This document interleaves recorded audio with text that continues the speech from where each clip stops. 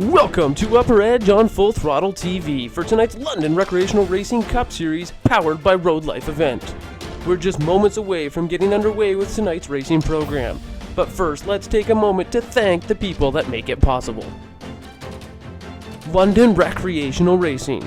London Recreational Contracting has gained a remarkable reputation as an industry leader in concrete, pool, and spa construction by focusing on three key factors: quality, creativity, and outstanding customer service.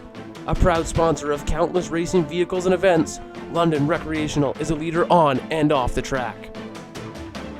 The Circle Alliance. The Circle Alliance is a digital and online global marketing firm, providing marketing, promotional, and advertising platforms. The Circle Alliance showcases a diverse collection of musical artists, male and female models, and business organizations using a vast variety of digital and online sources to market clients' products and services worldwide. The Circle Alliance is the vehicle for your vision. Our Expression Studio, a small digital studio with corporate-style passion, creativity, and capability.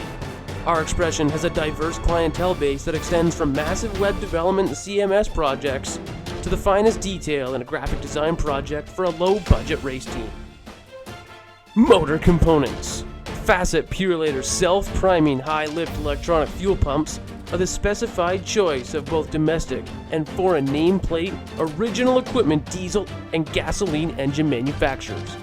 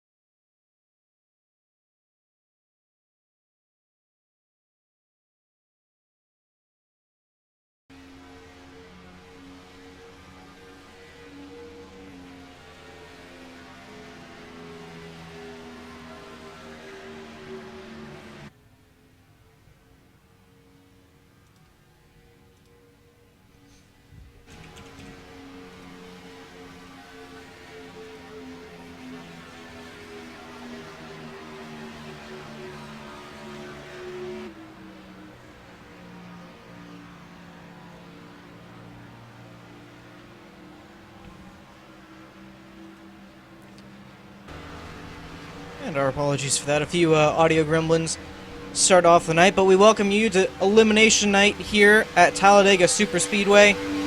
The Sports Graphic 250 here tonight will decide the final four who make it to Homestead and will fight for that championship for these final three races. Alongside me, of course, is Michael Skinner. And Michael, tonight, Talladega is never a fun track to come to, and points are on the line, though. It's that much not fun, I guess.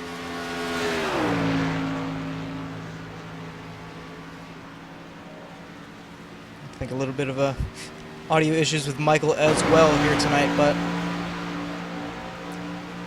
again, Elimination Night here tonight, and we'll show you where everybody lines up in terms of points. And we actually had one driver already withdraw from the event here tonight, or at least from the championship. Shane Terrian there decided he may have an issue making it all the way to Homestead in terms of attendance.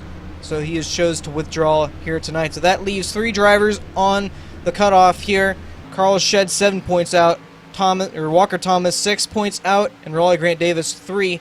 And we know how good Raleigh Grant Davis is here at the super speedways. Michael Fennelson barely on that cutoff spot as well, with only 3 points to the good.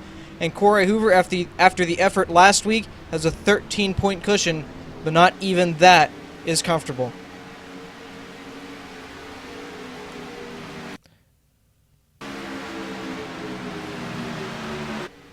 So a little bit of extended practice here tonight. About 15 minutes left to go about here, I believe. About 9 now at this point. You can see Jacob Adams currently on top of the board. And take you to the track here. And for practice, it's really just running lines and getting comfortable with the people that you'll be racing here tonight.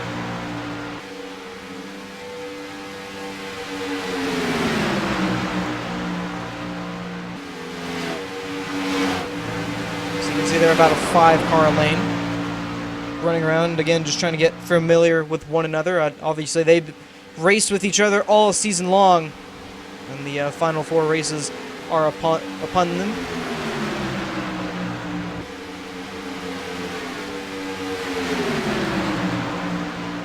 100 laps around this 2.5-mile racetrack can be very nerve-wracking as a driver, and again, especially when you're knowing points are on the line.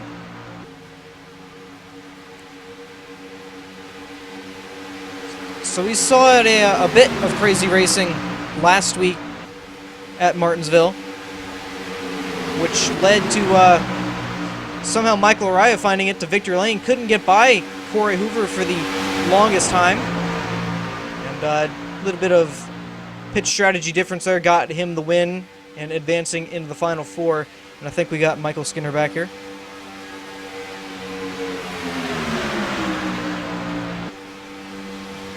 Still cannot hear him, so a little bit of issues on his end as well.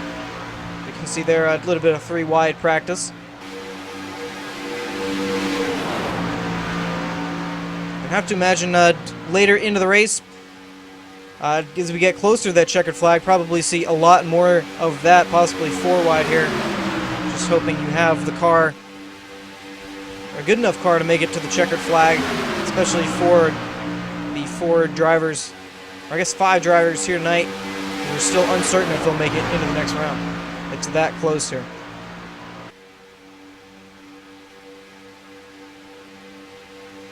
And while we have some time, see if we can pick up or chat with some of the drivers here tonight. See if we can dial up the 18 of Walker Thomas here tonight. Walker, you got us?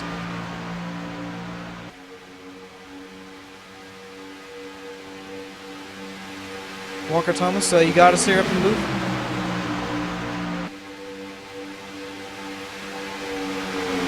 He may be away from his setup at the moment.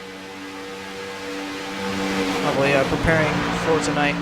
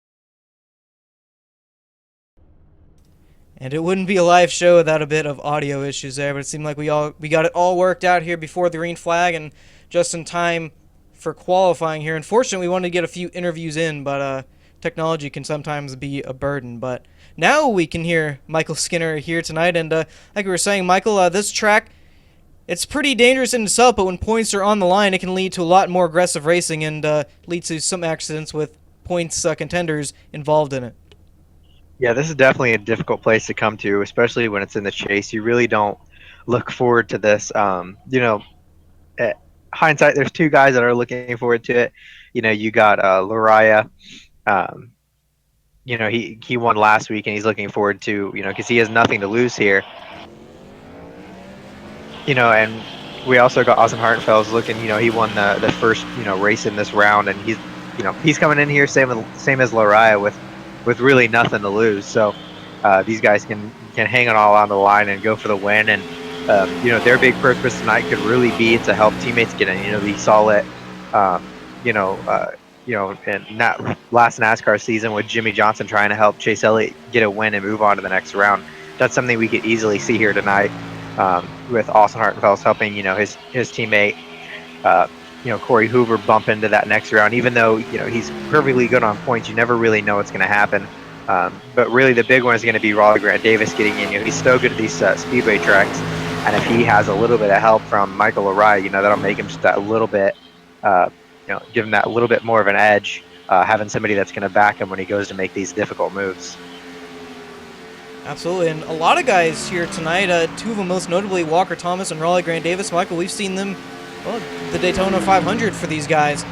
They were really good there, and through the speedway tracks, they've continued to show their dominance. And tonight, with one of them on the outside looking in, and one just barely on the cusp of it, they're really in a good shot or place, I believe, to try and make their way in as long as the night goes as planned for them. Yeah, that's one thing is it's really difficult to, be on that cut line because you really don't want to get yourself caught up in any wrecks, but you got to stay just ahead of the guys that you're racing. Same as the guys, just right below the cut line. The real, sigh of relief really comes from, even though it's close, Corey Hoover, he can kind of breathe the sigh of relief, with the amount of cars here, it'd be almost impossible for him to fall out of the next round. But anybody under, just that cusp, maybe 4 or 5 points back of, the cut line, that's when it really starts to get really difficult for these guys.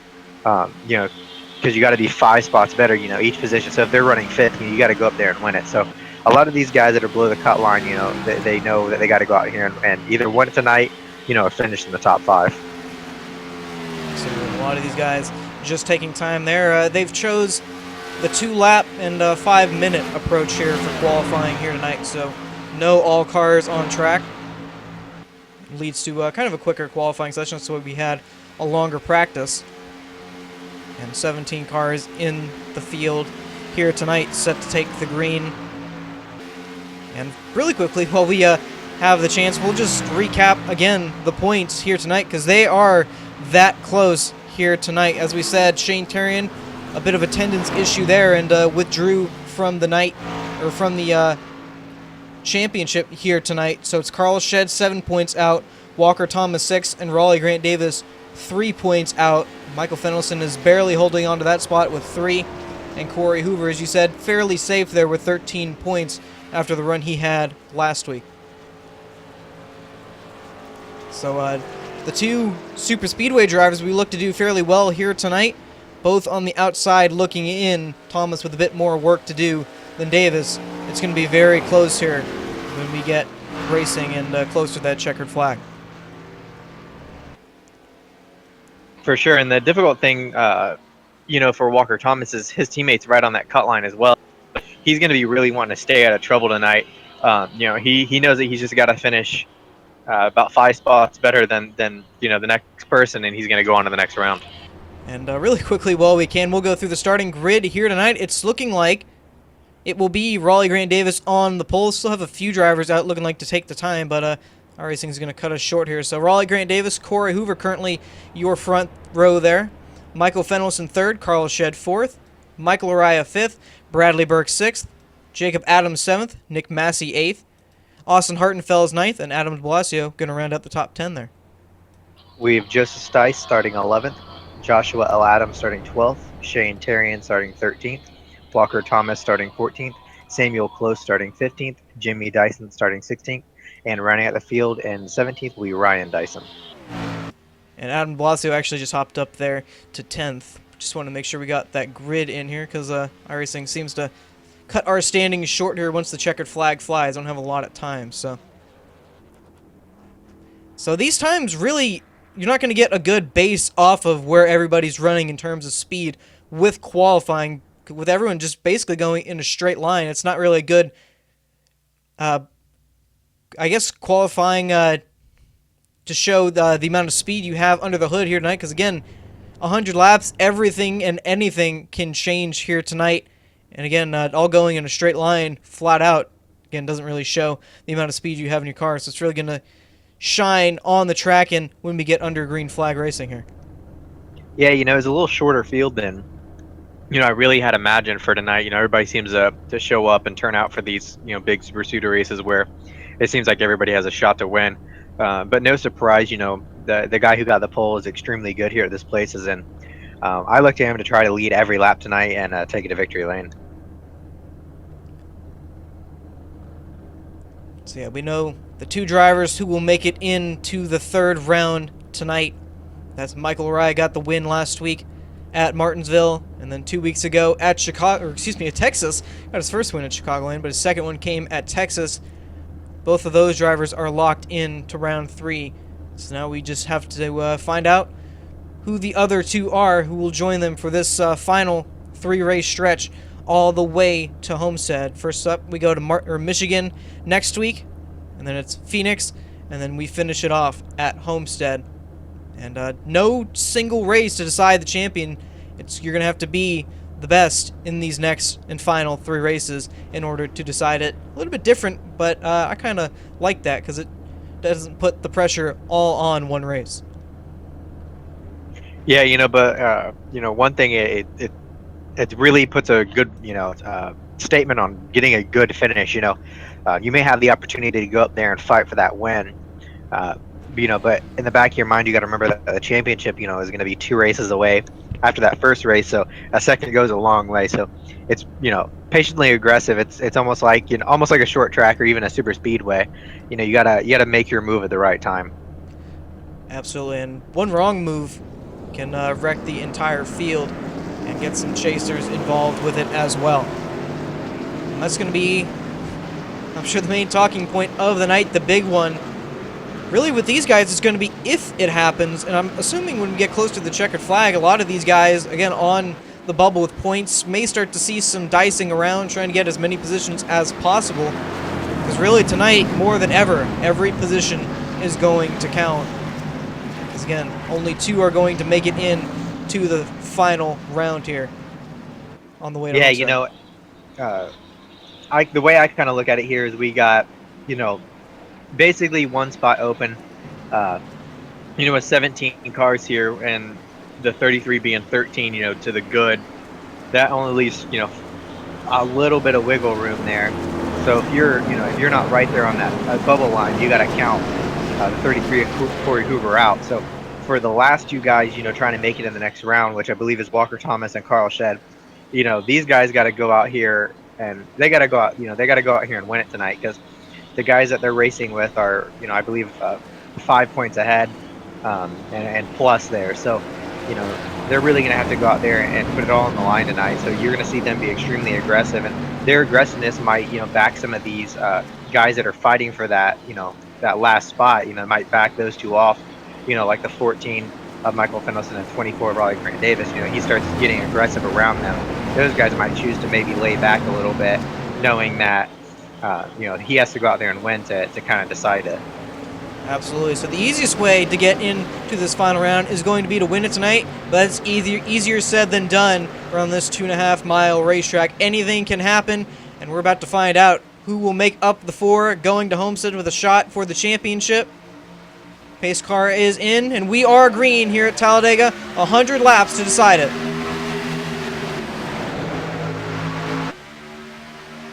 last time we were at a super speedway was, Daytona for what would be their, halfway break. So we saw them be extremely aggressive all race. We saw, a few people get into it early. We're going to have to see if that trend continues here with cars, being too wide for the majority of the race. Still side by side down the back straightaway. It's going to take them a couple laps here to get up to speed, and I'm sure comfortable with everybody. I'm sure once they all start settling down, probably see some single file racing before too long. But at the moment, it's looking like Raleigh Grant Davis up to where he's the most comfortable up front and leading. It's looking like he's going to come across the line here and lead lap 1. And again, start-finish line not in the middle of the tri-oval around here. It's just about all the way to turn 1 there at the exit of the tri-oval. So an interesting start-finish line here, and I'm sure these guys have run enough races here to know exactly where it is. Yeah, that's one of those things, later on in the race, you'll start kind of making moves to see how long it takes you to really get by the guy in front, or to pull out and see if you can get a good draft, maybe side draft a little bit, just for some practice. But now we're coming to about 2 laps, into the race. We're going to have to, we forgot to make our picks. Oh, absolutely. Well, I think... So I gave you 2 laps.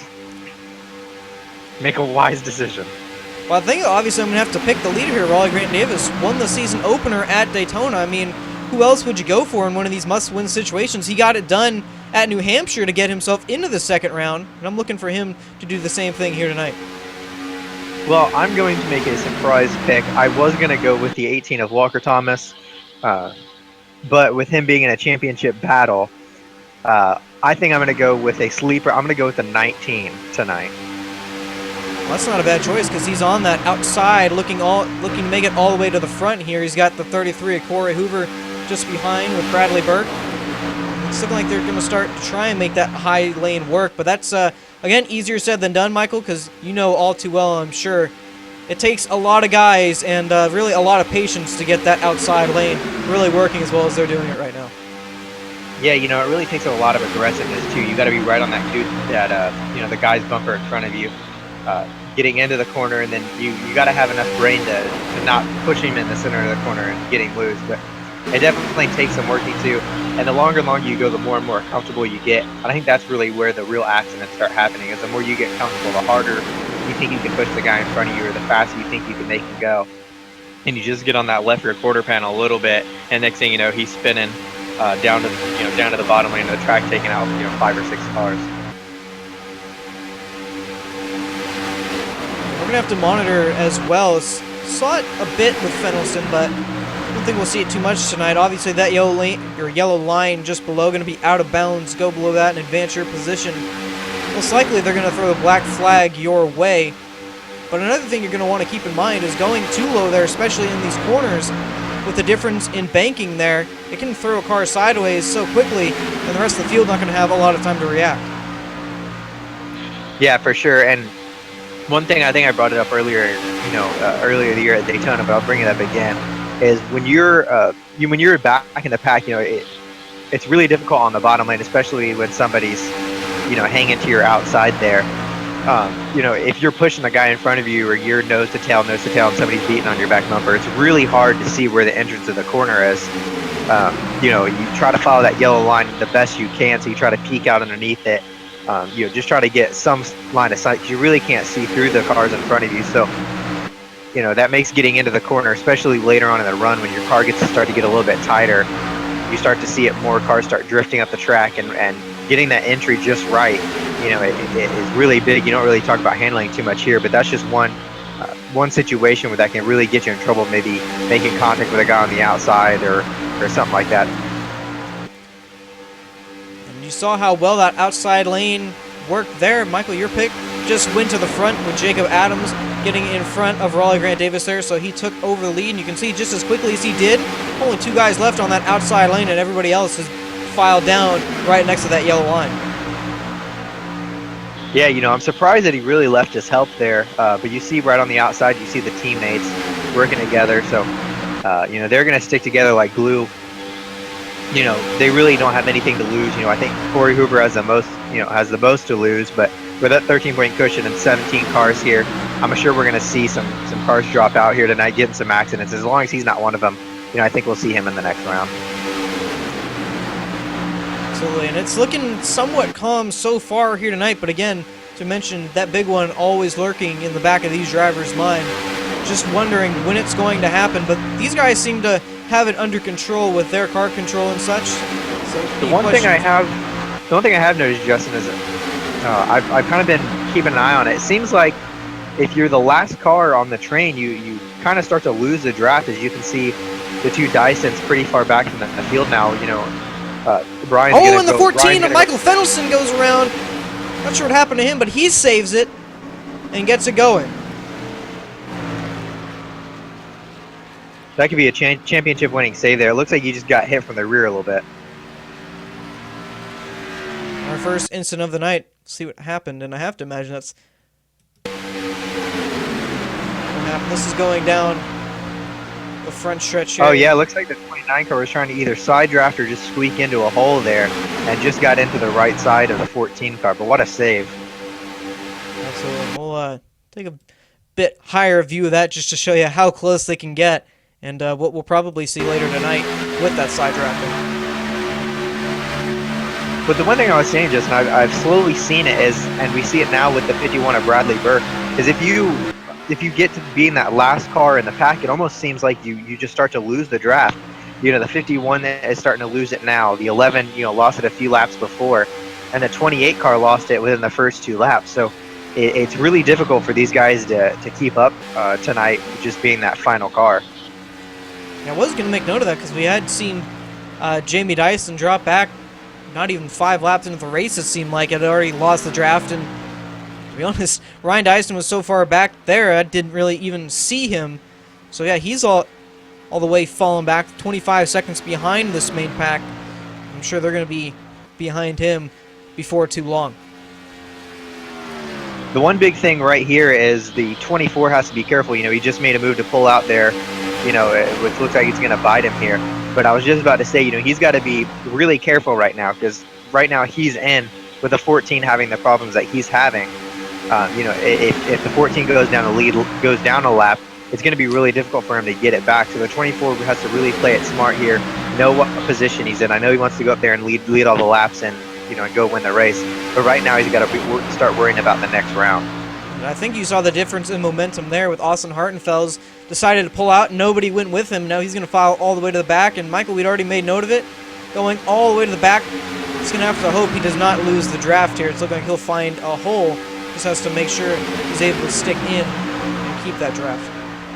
Yeah, you really don't see this, unless you have to get on the brakes a little bit or let off the throttle and you just kind of lose a draft. But these guys are full throttle and they're just being, ran away from by the pack, which is extremely odd now that it's happened to 3 cars. Michael Fendelson's back there because of his accident, or almost accident, with a good save. But Bradley Burke, was on the tail end there on lap 9. Lap 11. Now he's 5 or 6 seconds back in the field. So it's very interesting and something you don't really see that often. As you mentioned, they're either having to get on the brakes or the momentum difference is just that huge tonight. Because, again, you don't see it that quickly here. These guys fall back as far as they are. Again, you mentioned Bradley Burke. He's already 8 seconds back there. Jamie Dyson about 16, and Ryan Dyson now 31 seconds behind. And Ryan's going to be lapped here before too long. Give it maybe 5 laps because he's that far behind at this point. With these guys starting to get single file as well, Justin, sorry to interrupt you. That's not the best scenario for these guys. They're going to have to hope for maybe a caution later on or something, because right now the next thing that they're going to be doing, like you said, is going a lap down. While we were covering all that, the 2 Rapolo Bros racing drivers have gotten to the front there. Carl Shed and Joseph Tice up to the front, 1 and 2, and Carl Shed in one of those spots there below the cutoff point. Starting the night was about 7 points below, so helping his case at the moment, obviously being the leader. But it can change so quickly here in a heartbeat. Yeah, you know, this is the really difficult part because you got the 45 of Carl Shed leading. You know, that puts him in if he, you know, where he's at. And you know, like I said, I know the 24 Raleigh Grant Davis wants to go up there and lead the laps in and win the race, but he's really got to be smart and just kind of relax. Same with Carl Shed. You know, he's leading some laps, so he's got one bonus point. You know, and he's put himself in a good position. You really don't want to lose the momentum you've gotten at the first half of the race by doing something, you know, by pulling out to the wrong lane or getting yourself caught in an accident.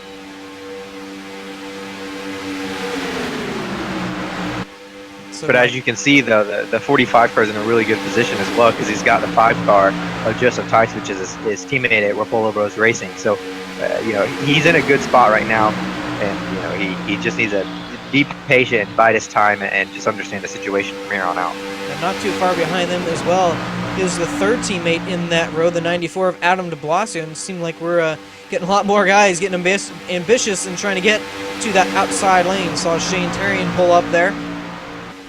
Jacob Adams just behind as well, and our buddy Samuel Close cracking into the top 10 there. Yeah, you and I both know that it kind of seems to be this way that you feel like the less cars that are in the pack, you know, you start off the race with 40 plus cars in the pack, you know, maybe a little less, maybe, you know, 25 to 30. You know, everybody seems to want to get away from it and be more patient. But once the pack really gets down to about, 10, 12 cars, everybody seems to, for whatever reason, get extremely racy and just thinking that there's less cars, you know, less options you can wreck. So as we see them go 3 wide, that's just one thing that I know that I see a lot in iRacing, and I think we're starting to see it here. As quickly as we were talking about that, you saw the 24 Raleigh Grant Davis get shoved 3 wide there. Terrian got around, and Close and Lariah, his teammate, decided to stay in that middle groove. And Jacob Adams, who's having a great run on that very high side, all of a sudden has fallen back all the way back to that middle lane. That just shows you how quickly things can change around here. Yeah, you know, the car I'm really keeping an eye on is the 88 car. He's almost in that same position that I saw Bradley Burke in before he lost the draft. So we're gonna have to see if he loses the draft, you know, just from running straight out. If it's a problem with the draft model here tonight, or with the way the cars are handling. But if we start to see him start dropping back, we know that it's a place you don't want to be, and it's starting to become a trend.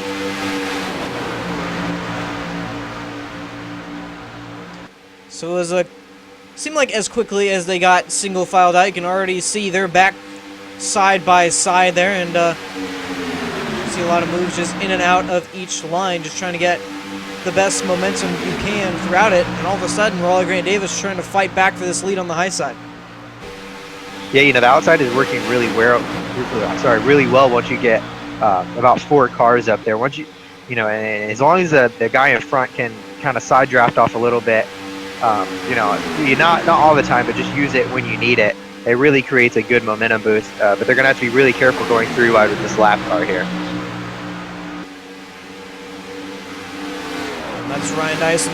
Knew it wouldn't be too long before he caught the tail end, or these guys caught the tail end of him, and he's gonna go all the way up to the wall there and get out of their way without any issue. And the big one is going to be after they lap him. The next person they're going to lap is a 14 of Michael Fennelson, just getting off of turn 2 now. So he's a few laps from getting lapped as well. The best thing that's going to happen to Dyson, yeah, he's going to find a hole, it seemed like, with his teammate. So if he can just stay there and get a caution here before too long without lapping Michael Fennelson, he'll be in position to get the lucky dog, but he's going to have to hope that he can stay in line with these guys. I thought his teammates were going to help him there, but it seemed like they're stuck to the high side. He's just going to have to hope that he can keep latched on with them. You can see all the movements that are happening. All of a sudden, Carl Shed back out in front using that high side. And that'll put Raleigh Grant Davis in control of that top lane. And all of a sudden, he's going to go back trying for this lead.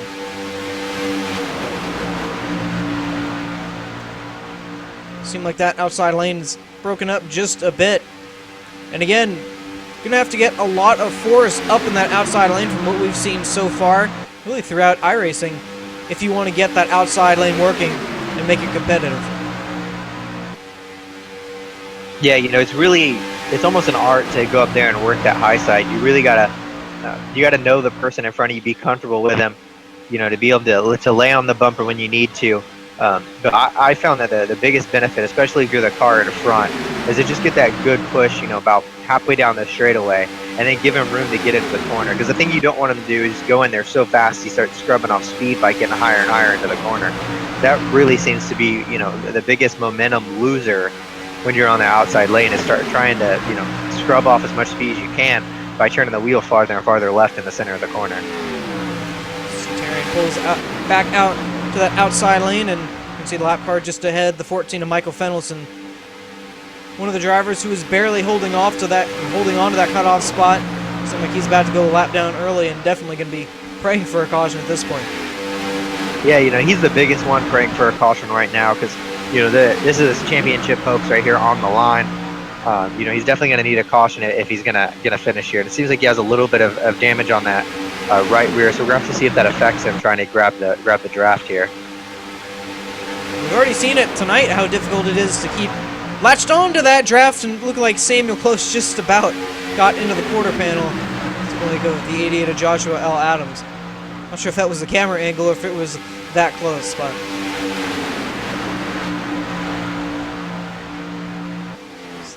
I think that was really all a chain reaction of the 14 staying low there. Obviously, he has that choice to do that. Just forces the leaders around and can get a little bit tight when everyone has to move up a groove. You can see just off in the distance as well. I believe that's the 11 of Jamie Dyson, and it is just in front of these leaders. It's only about 20 laps into the race here. Knight just taking lap 22 here and about to put our third car a lap down. So didn't see that one happening tonight. Yeah, it's a very odd thing, especially the way it's kind of happened with those three cars, losing the draft like they did. An unfortunate circumstance for the 14, being not having the same circumstances as the other three did, but especially with as fast as they're going, it looks extremely hard. These guys are doing about 202 into the corner with a good draft, so it's extremely hard to stay with these guys, but it looks like with the help of the 28 and the 14, looks like they might just be able to stick with the pack there and try to reel them back in, at least stay in contention if a caution comes out. Yeah, just noticed that, and should a caution come out, the driver just in front, or the driver in front of that two-car tandem going to be the recipient of the lucky dog, but so that's about to change here as they're about to put the 11 of Jamie Dyson a lap down here, and Jamie going to get all the way to the wall there. Yeah, this is going to be a big boost here for the 14 and the and the 28 there, them lapping the other car. It makes them spread out a little bit, gives them a little bigger draft hole there. Ooh, it looks like the 29's into the wall and into the 11. And I saw him, I think, just trying to get a bit of the draft off the 11, and I think he may have gotten a bit too close to that wall. Let's see what happened here.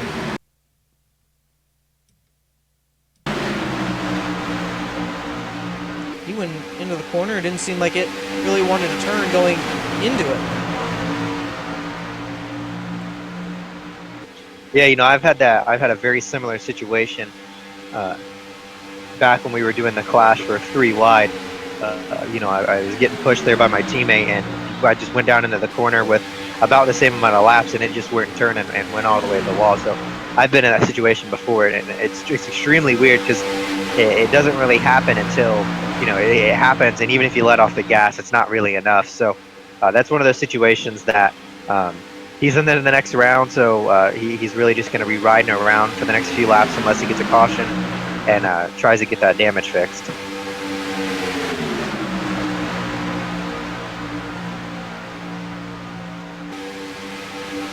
One thing I'm just kind of thinking about in my head here, I know at one point tire wear was an issue around here at Talladega. Not sure if that, issue has been corrected or not, but I don't know, do you think that may have been a case of just the tires wearing after 25 laps and just no real grip left in them? Extreme, especially, not so much in the center of the corner or on exit, but I just saw, the 14 and the 28 go into the corner at 204 miles an hour. And if you're trying to if you're not if you're on the bottom lane or in his situation, he had a lap car coming to the thing, so you can't really arc. You don't really arc your corners here at a super speedway. It's just not how you do it. You beeline it to the bottom, so you're turning the wheel extra hard to the left as you see some guys starting to move up a little bit. Just from that, especially when you're going about 204 miles an hour, you have a car in front of you. You try to anticipate when you need to turn the steering wheel, and sometimes it just gets super tight.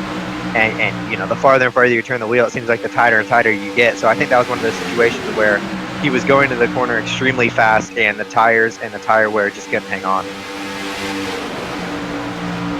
We may see more of that as the night goes on. He did a great job of saving it as well, getting into the wall, not overcorrecting it, trying to pull it out. But you can see there, Carl Shedd takes over the lead from Shane Tarrion, and as quickly as I say that, Raleigh Grant Davis fighting back on that outside, trying to take it back away here.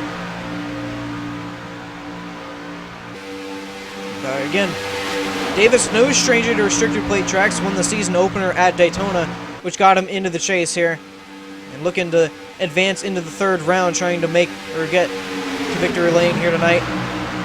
Carl Shedd in that same boat, and as we mentioned earlier, Shane Tarrion withdrew, so he's not really a huge factor in tonight as well.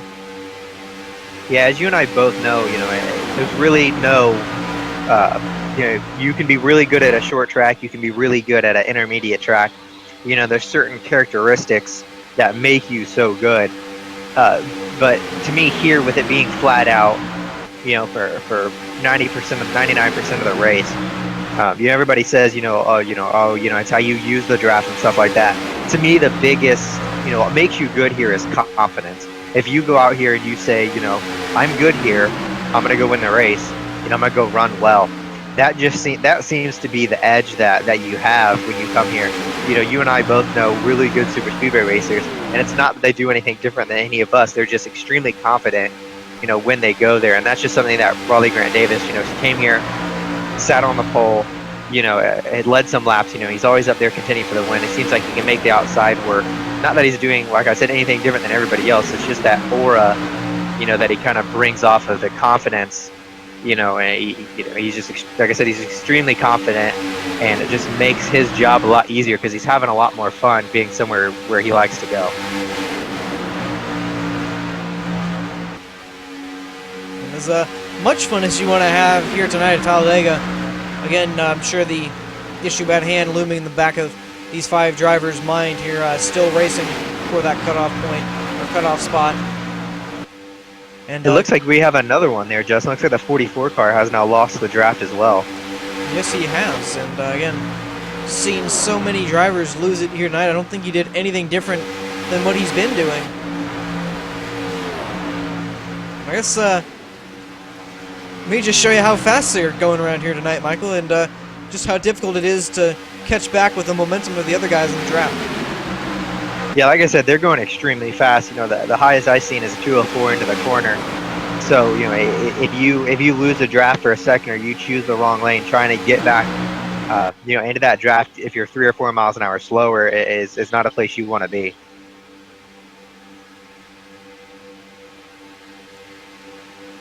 That outside lane, I got to give a shout out to the 14 and the 28 there. They did a tremendous job of catching, the back of the pack. We see the other two that tried, the 51 and the 11.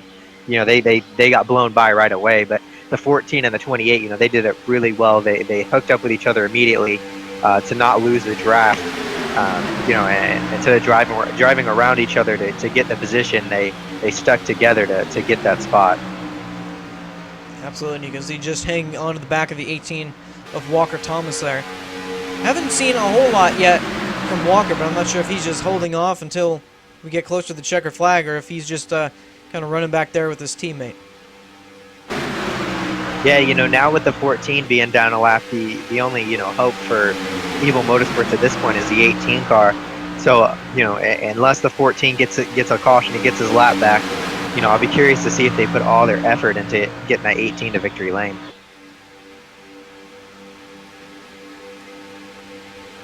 I was going to make a note there. It didn't seem like the outside lane was able to get formed up too well, and you can already see they've lost just about all the drivers, and really in and out, not really able to stay in a line there, and definitely going to hurt the momentum they're able to get But you can see Shane Terrian fighting up there and trying to get this lead away again from the 45 of Carl Shedd. We've seen Shane very aggressive here tonight, and I think possibly knowing he's not fighting for a championship anymore, giving him that much more confidence here tonight, it seemed like. Yeah, it's one of those things where, once that is really brought off the table, or, you like you say, you're into the next round, you get to have some fun, you get to go out there and be aggressive, and your aggressiveness can kind of deter a little bit, the other drivers, so they might let you sneak into that hole that really wouldn't be there later on in the race. Speaking of later in the race, 33 laps into it, now we're going to have to question when we decide to go down pit road here. Should be around lap 40, but it's going to be the question of who do you go down with. It's probably going to be the main decider here.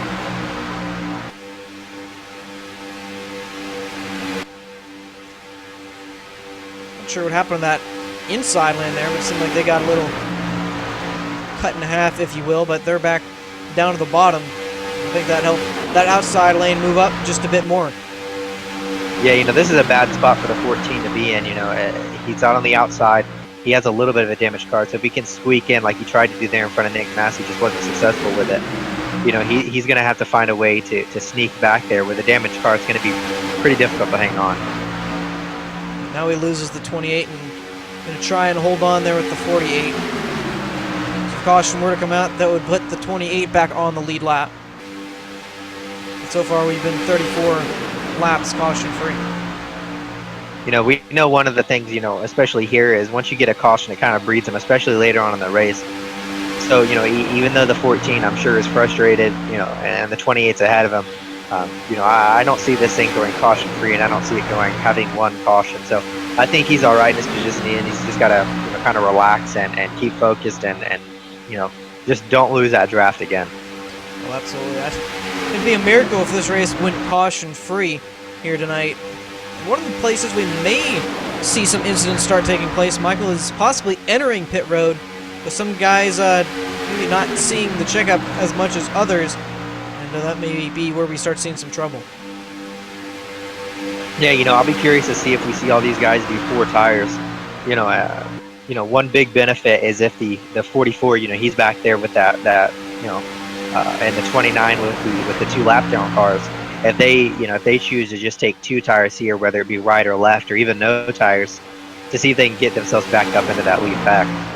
Yeah, they actually got a 4-car train going back here, led by the 29 of Austin Hartenfels, Bradley Burke just behind, as well as Jamie Dyson and Michael Mariah. So those 4 just riding around, I guess, trying to hope for a caution here. The 29 and 44 have not yet gone a lap down, but Dyson and Burke have.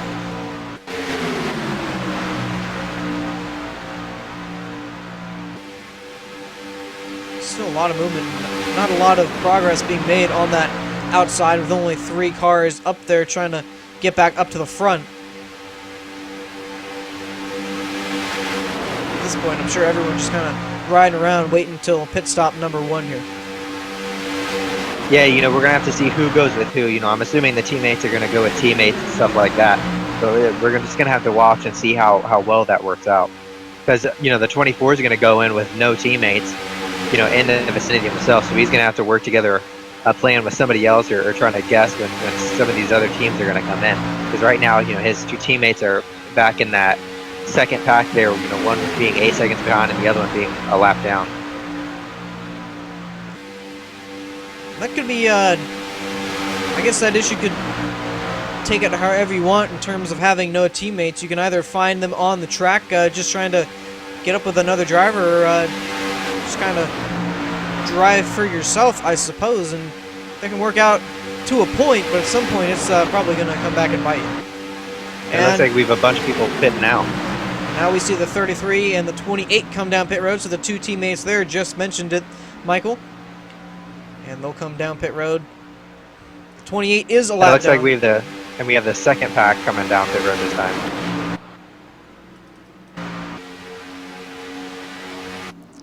Yeah, so those 4 drivers who are a couple seconds behind, all going to bring it down pit road. One big thing here is if the other pack kind of stays out a lap or 2 and these guys all can get together, and stick together the four that were way back there, they would have a good opportunity to maybe gain a few seconds just by being patient and all getting together on the start. And they will. It will not be the whole pack. The 24 and 48 going to stay out. So Raleigh Grant Davis and Nick Massey. Oh, it's the cars in the grass. And it looks like the 17 of Sam Close has some damage as well. And mentioned it, pit road can be a tricky place to get onto, especially going down or going from 200 miles an hour all the way down to 55. And Sam almost hit the inside wall there on the left, coming in for his pit stop. That's going to be a tough exit. I think Sam may have gotten that damage from an earlier incident, but see him all coming off pit road there, and Carl Shed going to lead him off. It's about 38 laps going to be the mark here, about 35 to 40, so that'll be the magic And it number. looks like the three teammates actually came out 1, 2, 3 there, so that was a heck of a pit effort there by those three crews. So the other two had stayed out on the racetrack, going to come down now. Be interesting to see how they all cycle out here. And that was one of the issues I was talking about with the 24. He got stuck out there with one other car. That's definitely going to be difficult. We're going to have to see how close he is to this pack when they come back out. And we were questioning whether they'd take no tires or 4, and obviously all of them taking 4 tires on that stop. It would kind of shock me if they didn't take 4 tires, with I know how abrasive this track can be at times. But the other two I completely agree with you there, but you might be able to save some time there, get to the other pit stop. You can take 2 rights and just kind of feather it into the throttle, just try to hang with the draft. That could be more to you at the end of the day, sticking with that draft and those tires. So now we'll see the 24 and 48 cycle into the group here. Yeah, and that's the big downfall you see with the 24 losing a ton of spots there, along with the 48. Of having to come down with just 2 cars instead of the whole pack like those guys did. They're going to be lucky if they kind of grab on here and are able to drive these guys back down. And the one great thing about Talladega, you can be all the way back to where they are at this point, just about tail end Charlie there on this pack, but you can be back up to the front within 5 laps just with how well you can work the draft here. Yeah, but it only takes one little miscue to kind of lose the draft, as we see the 19 is kind of hanging on there for dear life behind the 48, while the 48 and the 24 are hanging on to dear life the cars in front of them.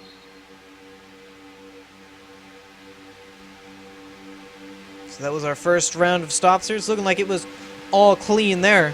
So the cone. And we have teammates 3x3 up top. Yeah, we got Rapolo Bros Racing down on the bottom there. Evil Motorsports on the top. Now we're seeing a little bit of side drafting from that 18 now. See how well they'll all be able to work on that outside. Being teammates, I'm sure it's going to be a bit easier.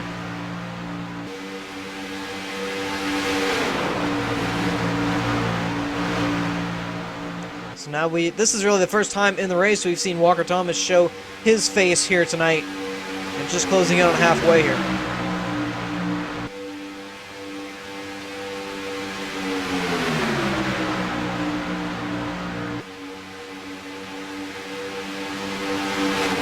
One thing you're going to want to do, especially on this outside, minimize movement, just try and stay in a line and try and keep up as much momentum as you can.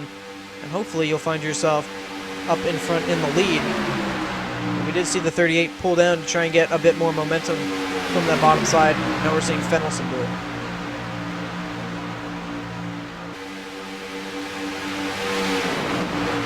And so like they'll all follow in line there and try and possibly get a bit more momentum going. Possibly give it another go.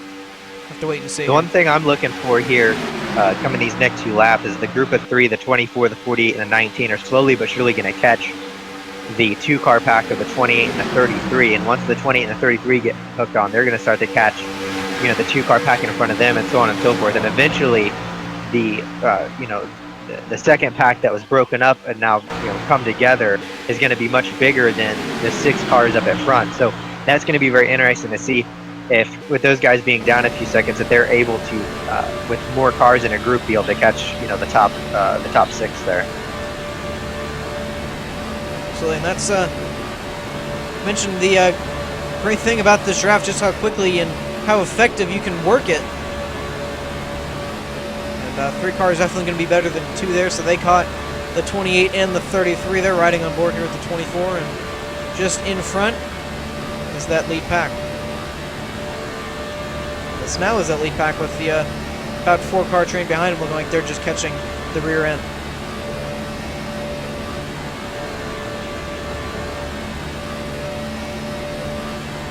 So about 5 laps away from halfway at this point. Should expect one more stop here, and the intensity to pick up tenfold.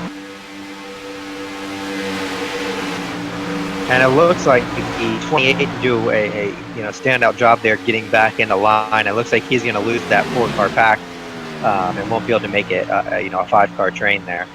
Very unfortunate. He'd already gone 1 lap down at that point. It's looking like a 2nd lap down maybe in his future. Do have a 3-car pack just behind with Bradley Burke and Jamie Dyson, as well as Michael Lariah. See if he can try and catch on to that. It's about a straightaway behind. Now we're seeing that outside lane try working once again with the addition of Joshua Adams and Samuel Close up top there. But being outnumbered doesn't guarantee you the momentum at this point. You're going to have to make sure you keep momentum all the way around the track. Yeah, and that's one thing that these guys in the second pack really like to see is them being side by side up there. Makes that draft wake just a little bit bigger, and it slows them down just a little bit more while these guys are running single file.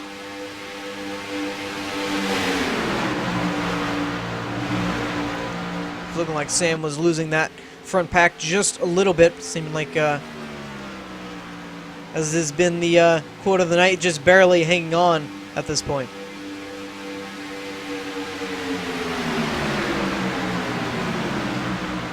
So Walker has made it all the way up, challenging for the lead now, side by side with the 45 of Carl Shedd. He's got his teammate, the 14 of Michael Fendelson, behind him. Michael is a lap down at the moment, but will be in the free path position should we get a caution here.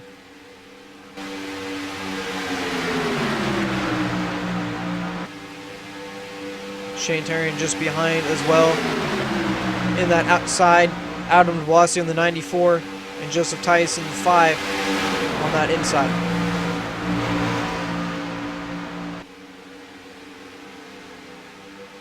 Not a whole lot of ground has been made up from that second pack there. The 24, the 48, the 19, and the 33. But all those cars are on the lead lap. So I believe the only car we have left, 1 lap down in this main pack, is that 14. Just trying to hold on to that lucky dog position. These guys have been racing clean so far all night.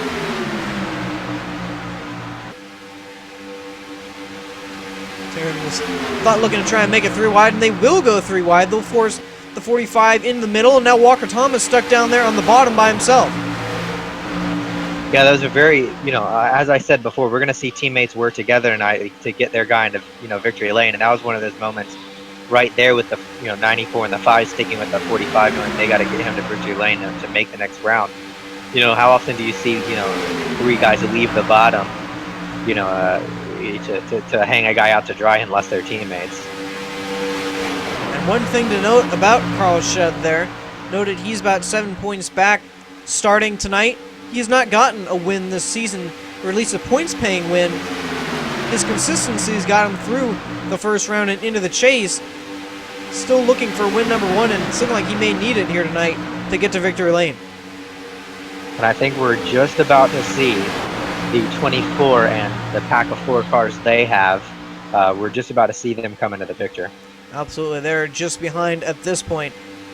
And at this point in the draft of that 14, the tail end car of that main pack.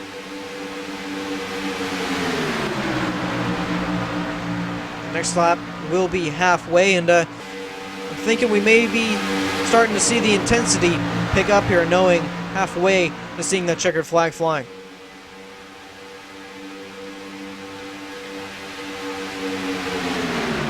So in that mix, Joseph Tice and Shane Terrian were shuffled out, but Terrian found a hole in there, and that leaves Joseph stuck out there on that high side. Yeah, you know, that was one of those things where a teammate really sacrificed for another teammate there. But, you know, with just being halfway, there's still a long way to go. You know, got at least another pit stop. And should be seeing that around, most likely, the lap 60 mark, 60 to 70. So we'll have to see exactly when they choose to come down. But with that halfway to go and 50 laps remaining here at Talladega to decide who gets into this final round. If you're just joining Yeah, you us, know, the one thing that I'm really paying attention to at this point is, you know, the 24 finally caught that pack, you know, right there. However, he has no teammates up there. You know, he's going to be left out to dry, you know, and it comes down to a teammate battle. So that's something we're going to have to really look forward, you know, to watching, you know, later on in the race, and you know, and see if he works out a deal with maybe some of these other guys. 48 pretty quickly jumped out of line there. Looking like he's gonna, or they're gonna try and get to that high side. What was the 45 car there? Got sideways in the tri-oval. You know, one thing I don't really think a lot of people know, Justin, and I don't know about you, but it really caught me by surprise. The first time I ever raced here, you know, on iRacing, is, you know, moving over from console, you really don't see it. Not something that I think they really put in the game, but you go down on that very bottom line, you know, right on that yellow line going into the tri-oval, it almost unevens the banking. You know, it's almost flat, and it's really difficult if you get your car, you know, if you get that right, just on that banking, that fee, really. I think Michael B maybe having a bit of internet issues there, but notice on that back straightaway, a lot of guys were in and out, not sure exactly what happened there. It's looking like they got it all sorted out at this point. I think the one issue there was one guy went below and then everybody else followed, just trying to follow the car in front. Because with how big these spoilers are, you can't really see through the other car in front of you.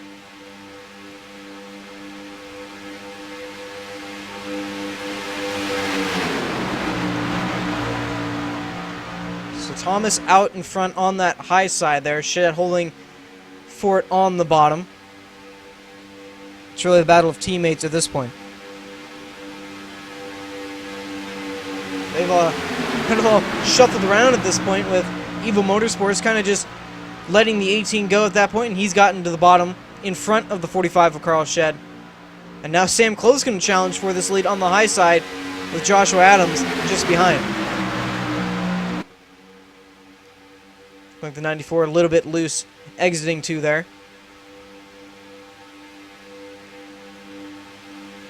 '18 moving around just a bit on that bottom.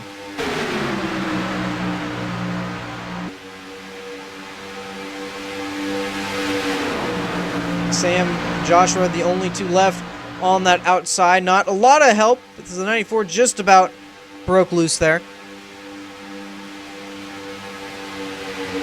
Seemed like that car may be starting to get a bit more unhappy. As Carl Shea going to out to that high side there, with Sam and Joshua going to pull in. See if he can continue the momentum there on that high side.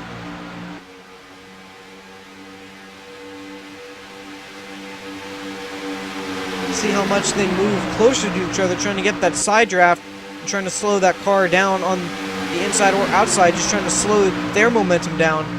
As now we see that high side starting to make a bit more of ground up, and a lot more people coming in behind.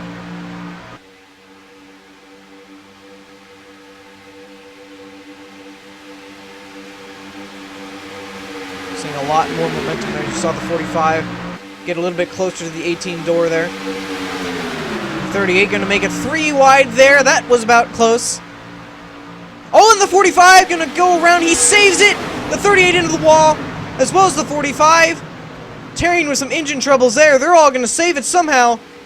the 45 with some pretty heavy damage there on that right side. And he's going to lose all his positions.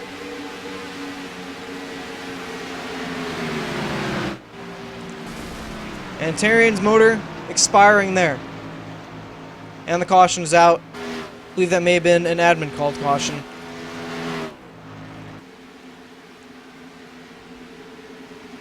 I knew when it got closer to crunch time, we'd probably see a lot more of these accidents start happening. See what happened here. The 45 Carl Shed. Really, once they got 3 wide, and that's when all the action started picking up there.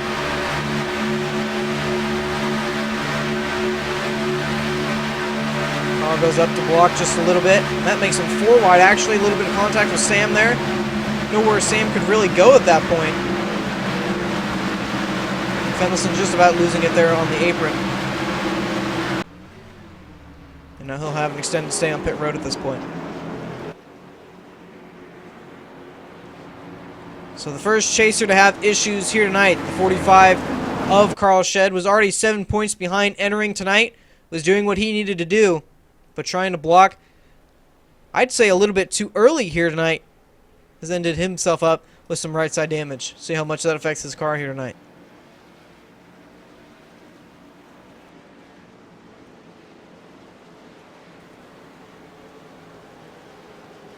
Everyone coming down for pit stops here. 44 coming to 43 laps to go.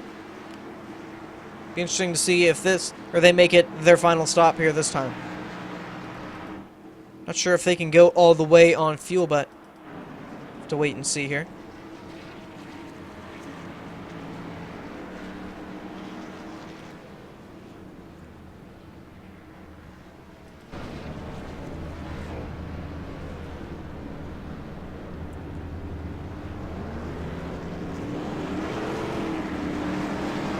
Off pit road, Walker, it's looking like will retain the lead there. Adam Velocity comes off second.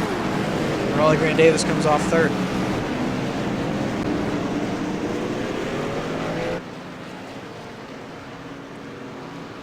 So this really shakes a lot of things up. As you can see, Carl Shed sitting on pit road here.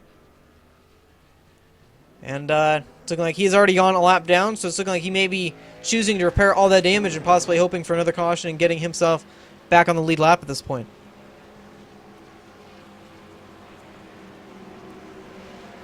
Actually, it looks like he just manually disconnected there. So, wow. You know, I'm sure he's extremely upset and disappointed here.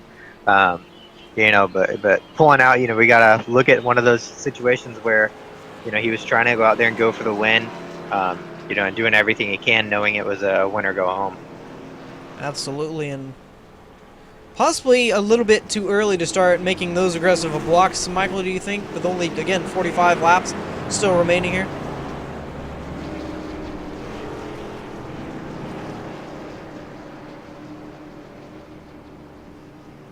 I think we may have lost Michael there again, but see the 3 drivers just ahead looking like they're going to get the wave around with the 28 of Ryan Dyson, the 11 of Jamie Dyson, and the 51 of Bradley Burke here.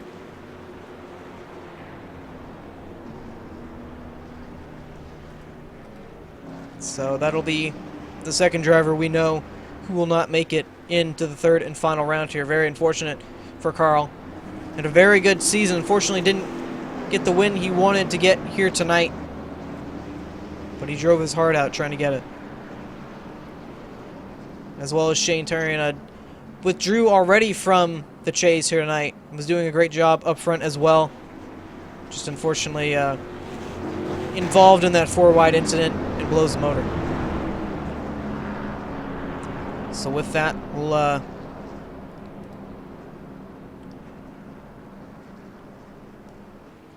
take a look at the point standings coming into tonight.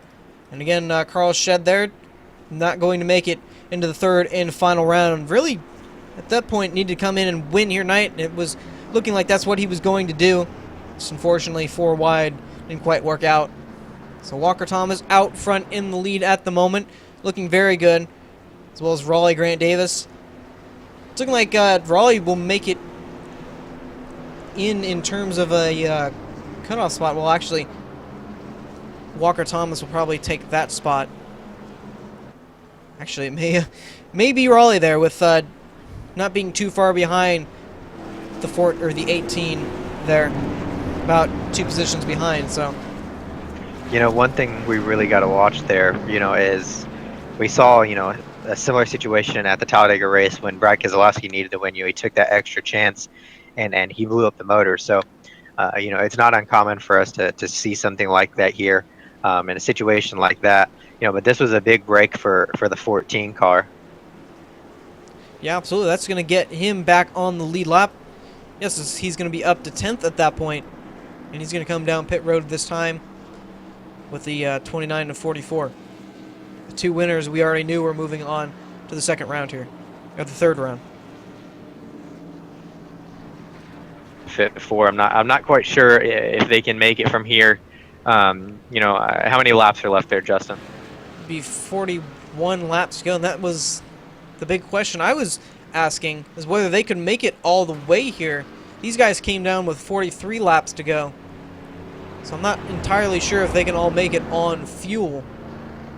Maybe having to see one more stop and go here. Yeah, that's a point I was going to bring up. If it's a stop and go, that's going to make things extremely interesting, coming down. And one thing that really benefits this is the 24. Now he has his 2 teammates back up. One may be a lap down, but it's a big boost to have your 2 teammates up there. When you need to make a move, you at least have 2 people that are going to go with you. If they do need to come down and make a pit stop, you have 2 people that are going to come down with you. So, through that accident, it took away one competitor and it helped bring back, your teammates. So really, it's a win-win there for the 24. And you can hear them shutting off the engine, so obviously they're thinking it's going to be a stretch there. So, I've seen a lot of guys ready to go green here, but the pace lights are off. They're all single file at the moment.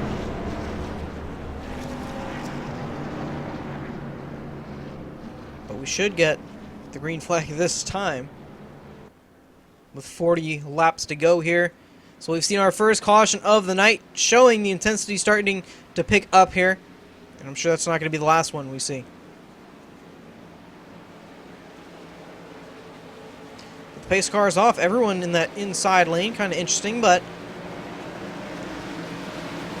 coming down here to the long front straightaway. And the green flag back out here. 40 laps to go.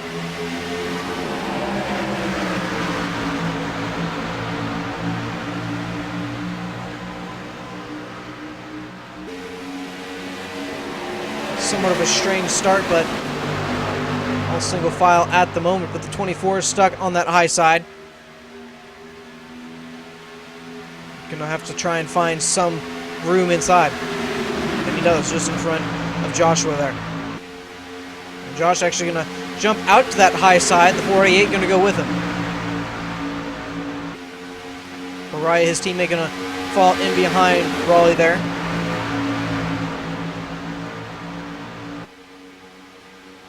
Austin Hartenfeld tries to get to that outside lane. The 88 going to go up and try and make it 3 wide there. The 48 going to follow.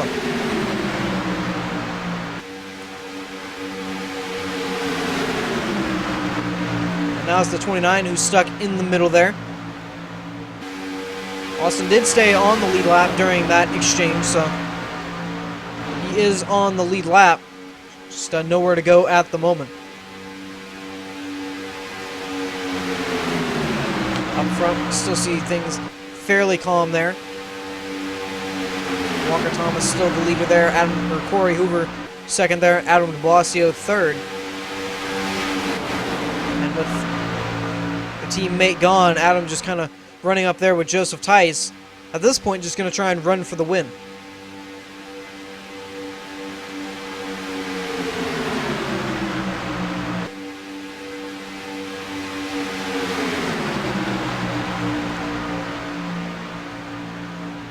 High lane trying to get some more momentum going there. Austin Hartenfeld is leading that group. Joshua Adams and Nick Massey just behind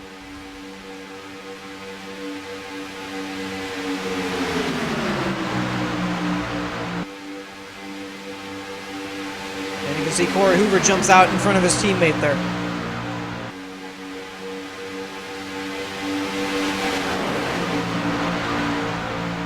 I believe we may have had something happen to Michael Skinner there. May had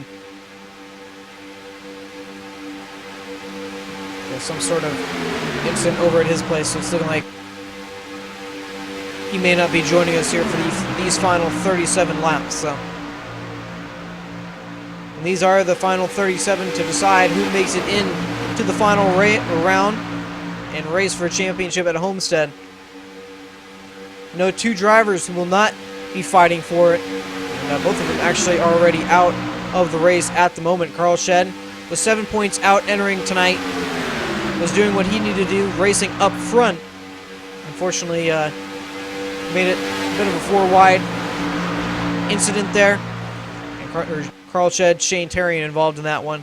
Shane still sitting on pit road trying to repair his engine there after it expired.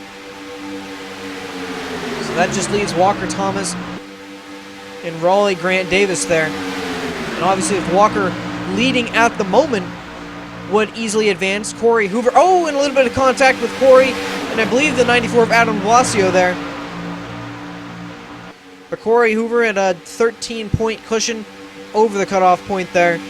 So he should be fairly good here tonight, obviously running second at the moment, doing what he needs to do. So the two up front at the moment would be the two who advance into the final round. Again, Thomas, should he get the win, and Hoover, with how well he's running at the moment, obviously everything can change in a heartbeat. Nothing guaranteed at this moment, coming to 35 laps to go here.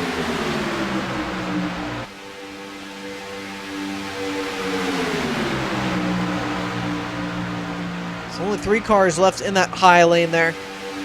2 RCA Racing teammates. And it's looking like the 88 of Joshua Adams there, just trying to stay behind. Not a whole lot of help he can do at the moment. You can see he's falling back and will fall in line on that bottom lane. So we'll see what Hoover and Hartenfels can do. Again, Hartenfels, the win at Texas locked him into this final round. So I'm sure at this point just trying to do all he can to help his teammate here get into this final round.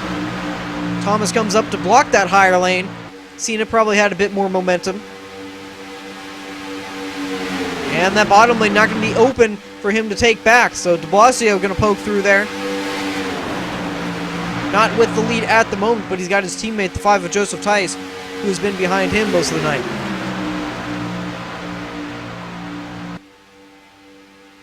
Down this long back straightaway.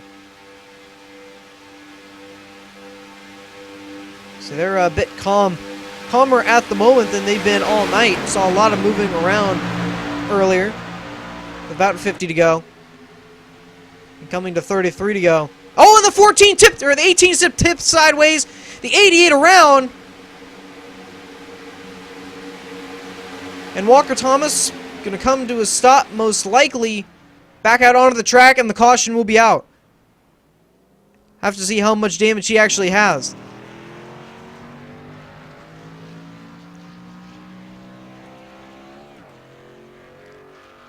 And as quickly as he was up front in the lead, now he finds himself behind the 8 ball. See what happened. And that at that point that had already happened, so we'll go back a little bit farther here. This is down the back straightaway. Not sure if it was the 33 or who that tips him sideways.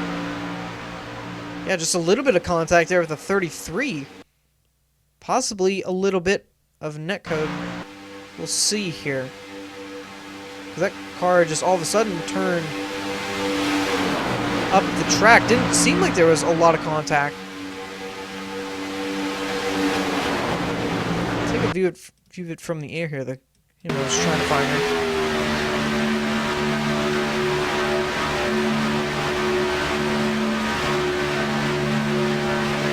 On that left side, know how dangerous it can be. Yeah, he got the track a little bit, and unfortunately just barely in the quarter panel, and goes around.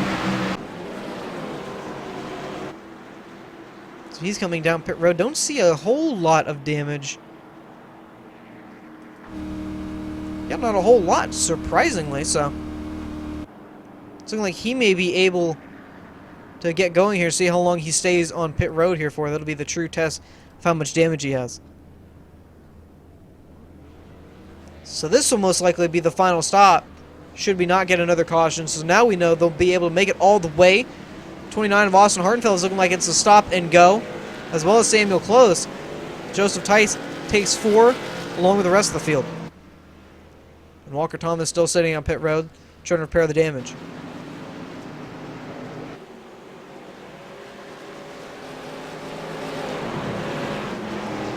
So an interesting call there. See if that works out for Hartenfeld and Close. If not, I'm sure we'll get another caution to be able to get them fresh tires, but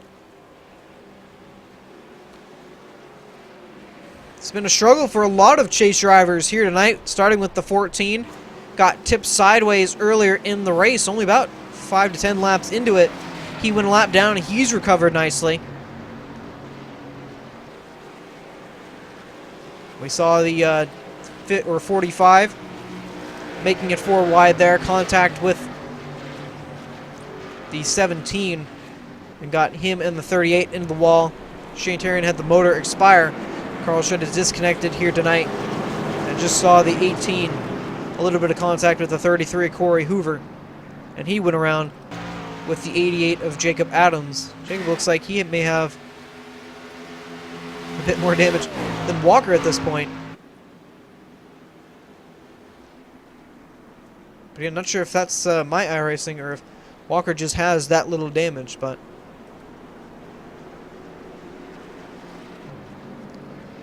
trying to take a better view here. Definitely hit on the right side with the 88, so.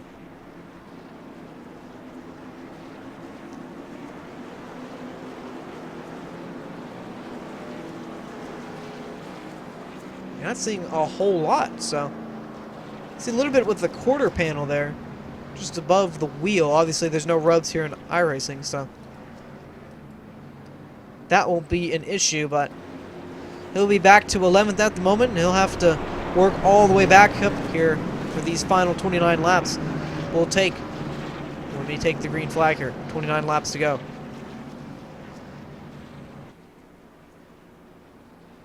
So after the contact with the wall, Austin Hartenfeld finds himself up front, or back up front here, taking just fuel. It looked like Samuel Close came down pit road once again. He took 4 and fuel.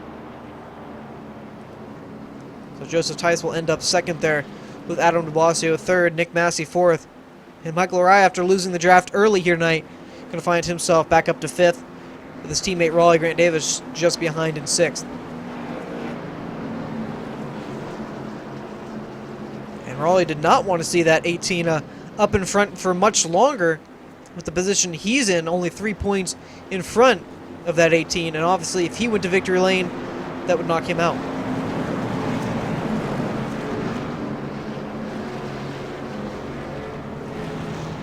So Uber actually fell back quite a lot on that round of stops, back to 15th. Not sure if he got a speeding penalty or not, because he didn't have that slow of a stop.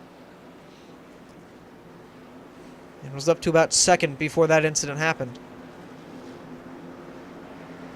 So as long as he has a mistake-free night here tonight, which he's had so far, he should be fairly good and make it into this 3rd and final round. He came so close to locking himself in early last week at Martinsville. Unfortunately, the pit strategy did not quite work out to how he had wanted it to.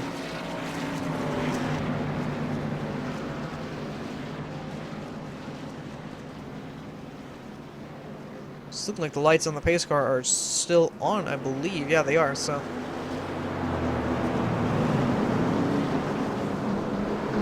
So we should be taking the green with looking like 28 laps to go here. Should we get the one to go this time?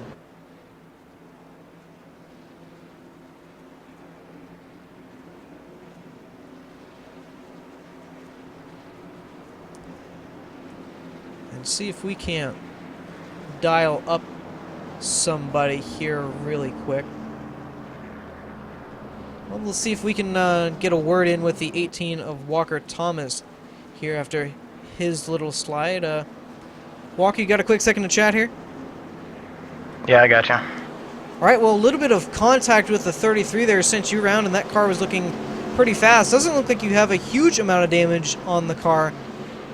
How was it feeling when you got up to speed a little bit there, catching back up? I think it's going to be fine. It was probably my fault. I was trying to get in down there on the bottom lane. Fuel was going to be an issue, and out front was not going to work. So I tried to get down low, so I was a little slow. And Corey got into the back of me, but probably my fault. So It seemed like but car should be fine. the intensity was starting to pick up just a little bit here tonight. Feeling a little bit nervous getting up back towards the front there. We're seeing how these guys starting to race a little bit. Yeah, I've just got to be more aware of what's going on. I know everybody's going to get racy, and it's about to get wild. Absolutely, and not a word we hear untoo common here at Talladega, so we'll let you go back here and wish you the best of luck here towards the end. Thanks, guys.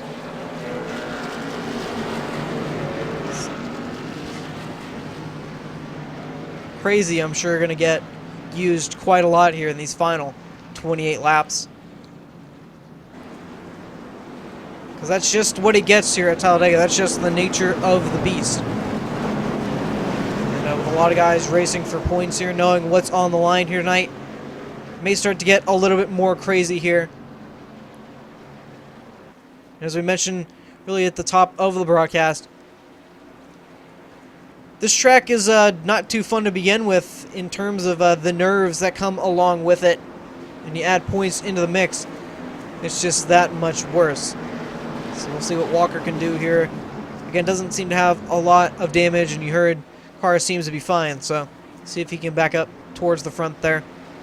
The other driver to watch out for, the 24 of Raleigh Grant Davis, was below the cutoff point at the start of the night here.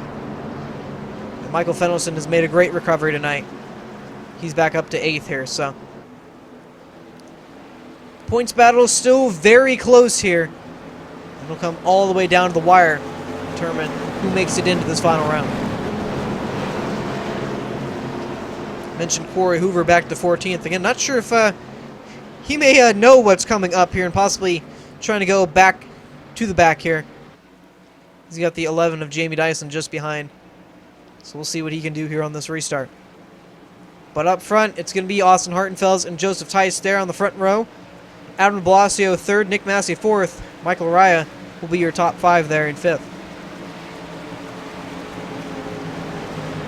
Again, this start-finish line much farther down the front straightaway. Green flag back out. 28 laps to go here. I mentioned that's probably not going to be the final time we see a caution tonight.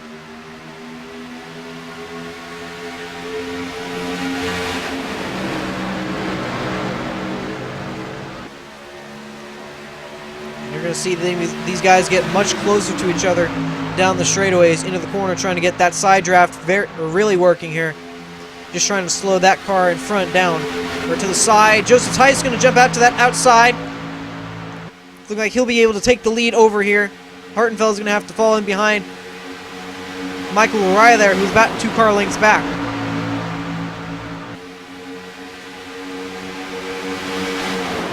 Tice does have his teammate de Blasio just behind. Nick Massey as well. Raleigh Grant Davis 4th in that line.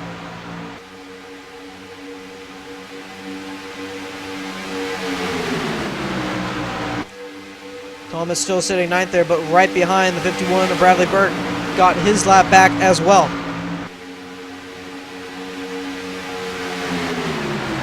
So it seemed like a lot of the guys who had early issues have gotten their laps back early. Or gotten their laps back from earlier incidents, just losing the draft. As all of them have.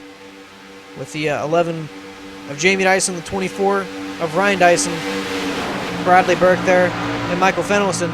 And the 94 of Adam Blasio are going to get shuffled out of line there.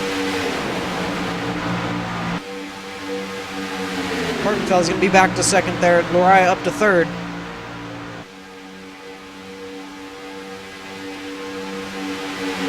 Walker Thomas at this point, I think, just trying to hold in line here and see how this all plays out.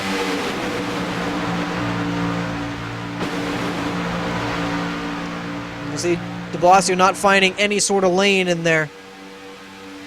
And he's just going to fall all the way to the back at this point and hope not to lose the draft.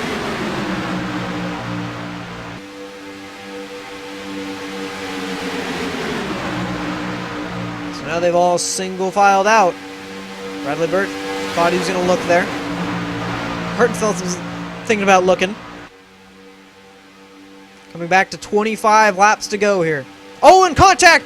The 94 and the 33 get together there. They'll both save it. I think I see a little bit of damage on that 33. Not looking too bad, so I thought he had much worse than that. At that point, I think that was just trying to make sure he didn't lose a draft, the 94. And try and find a spot in line there, and wasn't quite clear, but made it work. Again, I think the 33 staying back there trying and avoid it all just about got into it. He knows he's the position he's in tonight and doesn't want to take any chances at this point.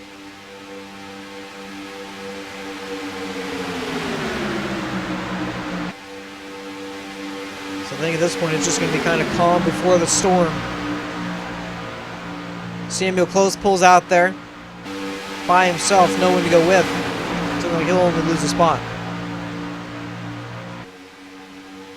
See the 44 blinking just a little bit.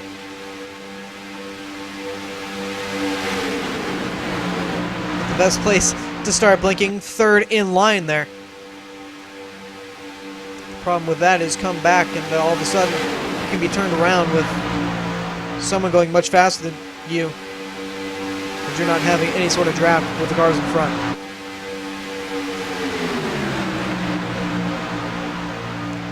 So now we see Nick Massey, thought he was going to pull out there. Saw a little bit of sparks, not sure exactly who that was from.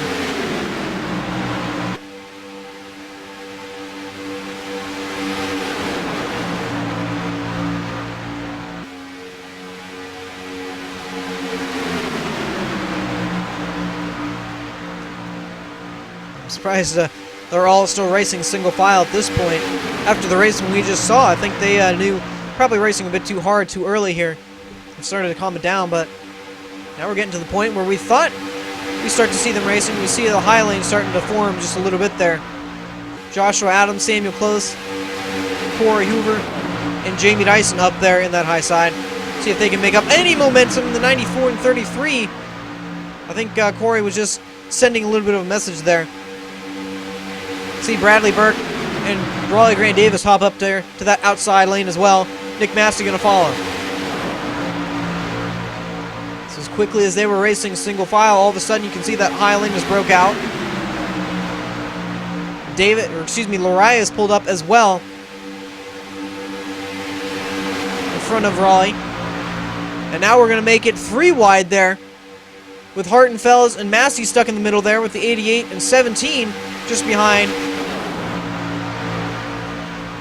And that leaves Lariah, Davis, and Burke, the 3 Flat Out Motorsports teammates there, stuck on the high side.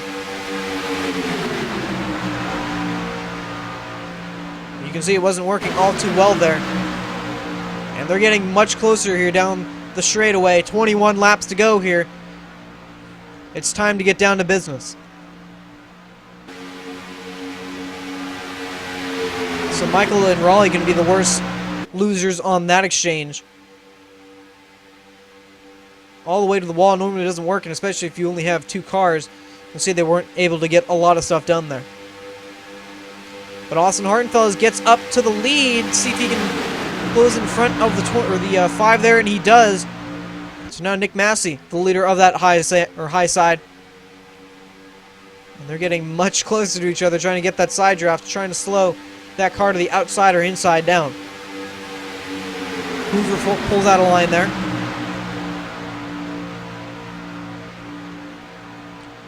You can see Lariah and Davis go back up to the top there. A little bit of, not sure if that was blocking or just trying to get in front from Corey Hoover there.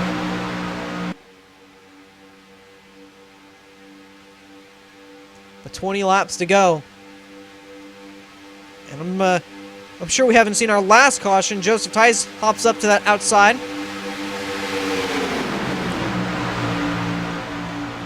And just about made it 3 wide behind there with Corey Hoover. See Walker Thomas back up to 4th there. 2nd in a row on that bottom lane. And now everyone seems to have switched up to that high side, which is led by the 48 of Nick Massey. Joseph Tice still in control of that bottom lane. Austin Hartenfeld is just behind there. Joshua Adams, involved in our last caution there, had pretty heavy damage.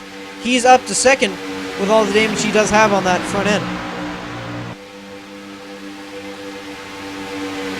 And he will get to the lead, not quite close or far out enough to pull in front of the 5 there. But he does have his teammate just behind, the 88 of Joshua Adams. Sam Close just behind as well. And the 3 Flat Out Motorsports teammates just behind them.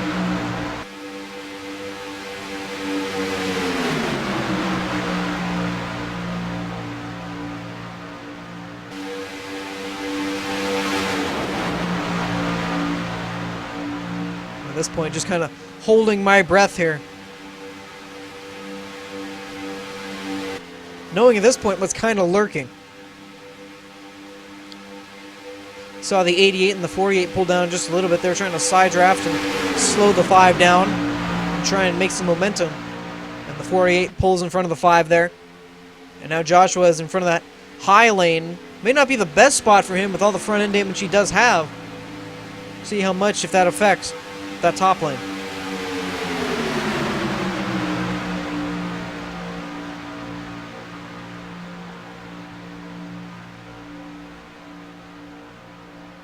"13 cars still in this pack.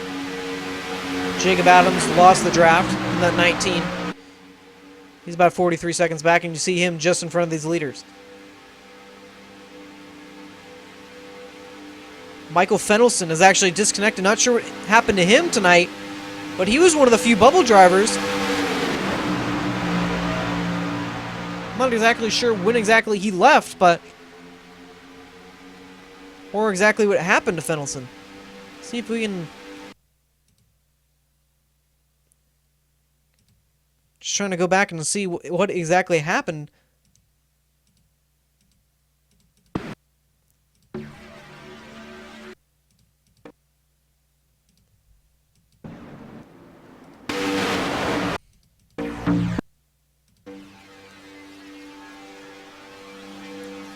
Thinking he was...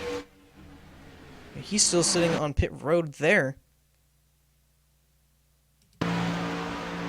So he's in with this pack just behind, no.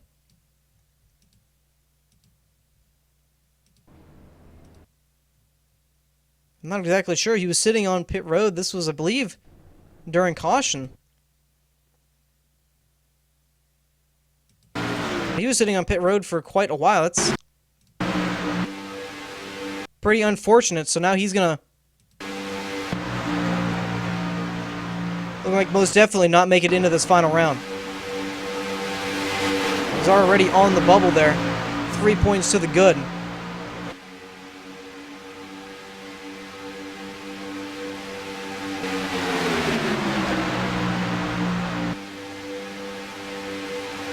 So that'll most definitely put either Raleigh Grant Davis or Walker Thomas into the final 4 here. It's just going to be the question of which one of the two.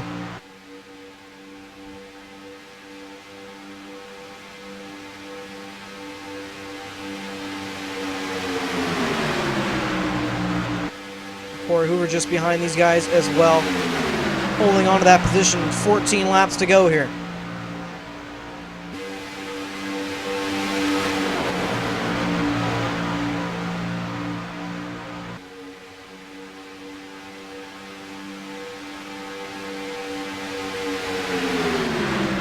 Massey there on the inside in the 48. Joseph Tice up to the high lane there in the 5.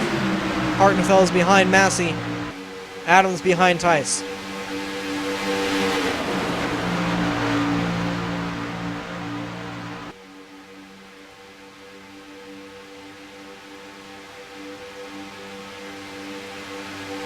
Seemed like that inside lane breaking up just a bit there.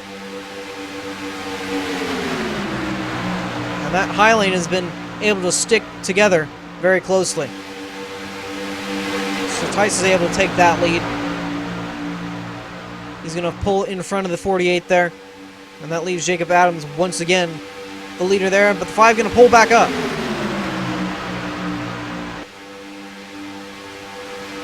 The 44 blinking once again. Raleigh Grant Davis pulls into the inside lane. Walker and Corey just behind. And Tice pulls back down to the inside.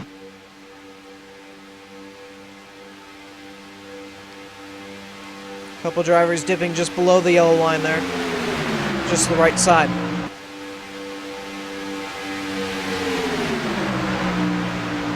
On the high lane, not a lot of drivers left in it.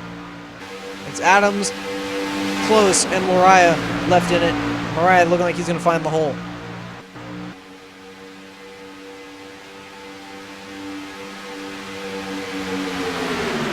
Coming to 11 laps to go. I'm sure it's about to get pretty wild here. The 48 trying to get to the inside. The 5, a little bit of a block there. And Hartenfeld's below the yellow line. The 88 around. The 24 involved. Heavy contact. Ryan Dyson up on its side. The 24, a heavy contact into the wall. The 18 in it as well. Heavy damage for both Walker Thomas there. The 24 of Raleigh Grant Davis. And the 2 chase drivers on the outside looking in, both involved. And Dyson, heavy damage there, all the way on its side. And I believe it all started with Joshua Adams there getting a hit on that left side, as we saw with the 18 last time. We'll see what happened here. A little bit farther back. This is on the back straightaway, going into 3. Alright, see, I think they were looking at the 48 and 5 there. The 29, I think the 80 was checking up for the 29, contact there. 24 and the 18, contact there, and that forces the 28 on its side. It's going to be a tough way to end the night for Dyson.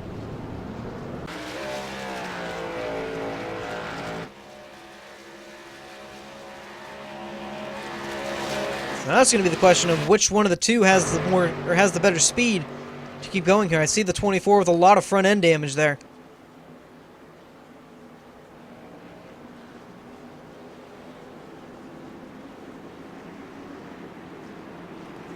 They'll both come down. I'm sure it's going to be an extended stay.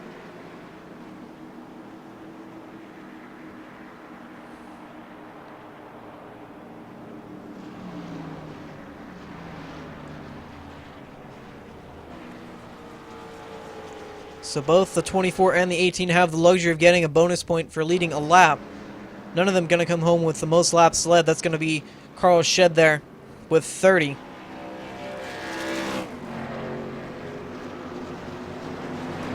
So I think the real difference maker is going to be the amount of positions in front or behind. Michael Fenelson has come back to the track. He's 15th, 8 laps down. Fortunately, it's looking like he'll probably be well out here tonight. Only had a 3-point cushion beginning. And with 10 laps to go, we'll show you how we started the night here with points. The elimination night here at Talladega, and it's taken quite a number of chase drivers here. You can see these are not live points. These were before we took the green flag. Already knew Shane Terrian had withdrawn tonight, so that left 7 cars in contention for it. Carl Shed was 7 points behind into the night.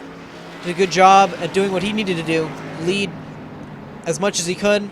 Unfortunately, 4 wide cost him. And he had disconnected earlier tonight. Walker Thomas, I just mentioned, was doing a great job as well, doing what he needed to do leading.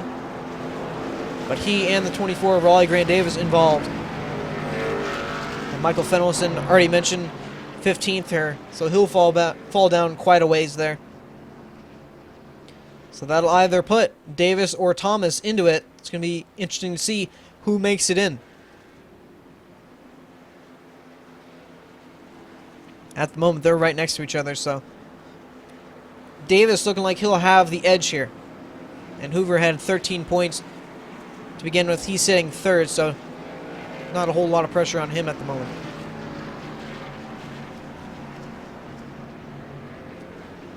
But Davis should be the one who gets in here. We're just going to have to wait and see what happens these final possibly 9 or about 7 laps to go should be when we take the green once again. And remember, when we get to 5 laps to go, we're not going to be able to get back going racing. So that will end it should we get to that point.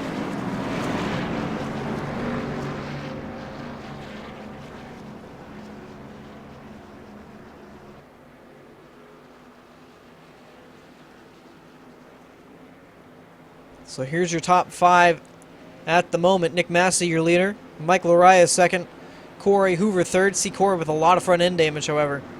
Bradley Burke, fourth. And Joseph Tice, fifth. Be interesting to see if they'll be able to make it all the way green for the end of it here. The season opener at Daytona was decided by a last lap caution. See if our last restrictor plate race here may end under the same circumstances.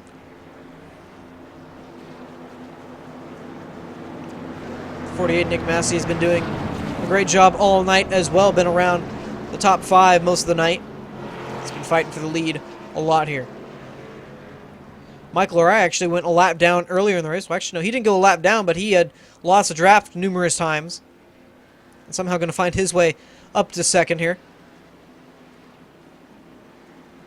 Got the win last week at Martinsville and made sure he got into round 2 here, or round 3.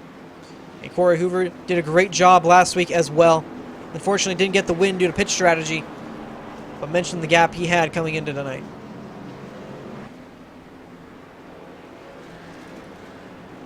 So should get 1 to go here. And we do.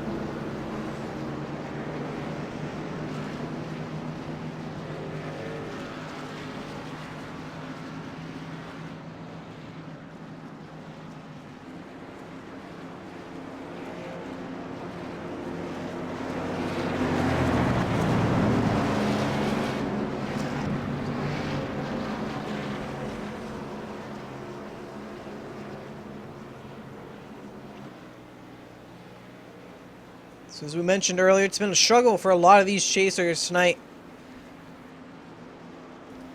On the outside, looking in, the 24 and 18, just involved in that most recent caution. A lot of damage still to Raleigh, Raleigh and Walker as well, just coming off pit road there. Both those cars heavily damaged.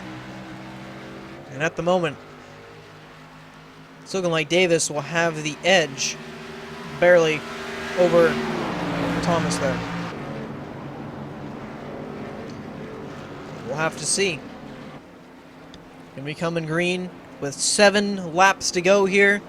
Should we get a caution with 5 or laps or under to go? This race will be over. Who's ever out in front will bring home the trophy. Just gonna be the question if they can all make it back here.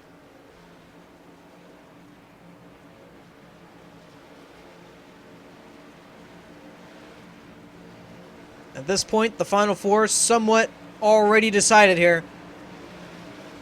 It's going to be the question of who can bring home the trophy here tonight. Pace car is off.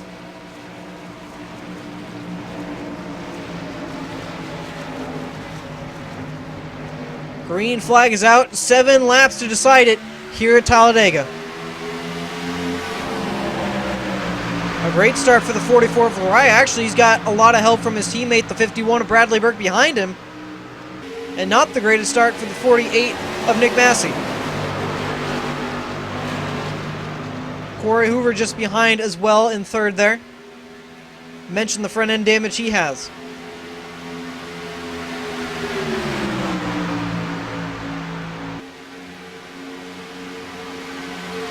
Tice goes back up to the high side there to get with his teammate, the 94 of Adam Blasio. Michael Ride looking to go back-to-back here tonight. Leader on that high side. Got his teammate just behind. If he gets a chance, see if his teammate, the 51 of Bradley Burke, is able to, if they're able to, try and pull out and steal a win here. He's been winless all season. And after tonight with 3 races remaining, I'm sure he'd like to put a W on the board here. The 5 and the 48 almost collided there. The 48 underneath the yellow line. He comes back up. Lariah gets down to the bottom there. And the 33 all the way down to the apron there. Going to come back up to the track, into the wall. I'm struggling to find the car number there. It's looking like he's taking a heavy beating there. Not exactly sure what happened.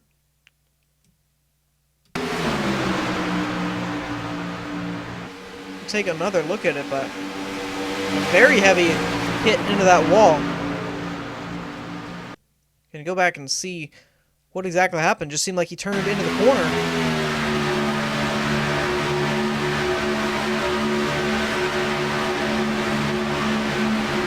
A sudden turn there. Not exactly sure what happened to Corey. But with 5 laps to go, the 51, Bradley Burke, is the leader.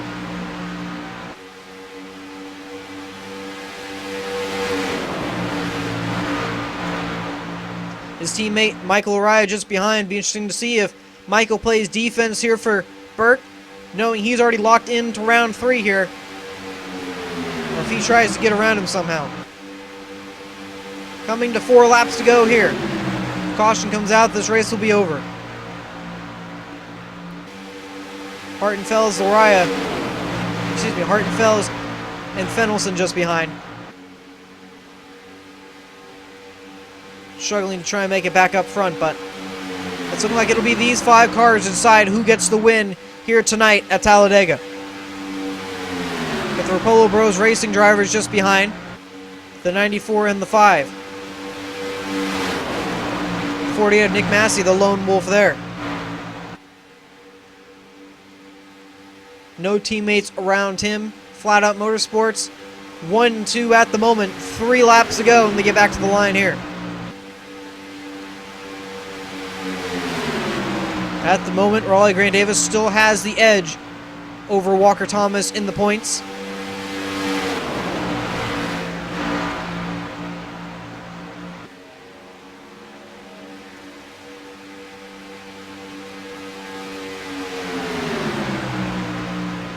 And a lot of moving around here.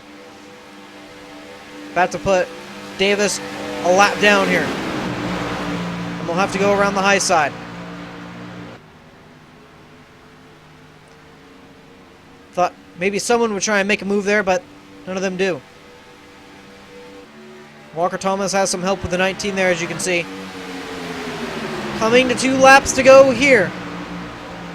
Getting down to the wire here. They're getting a little bit squirrely there up front. It was looking like Lariah was going to try and pull out, but went back in. I thought Massey was going to go with him. Now Lariah's going to get shuffled out there. I think Massey barely has a nose inside.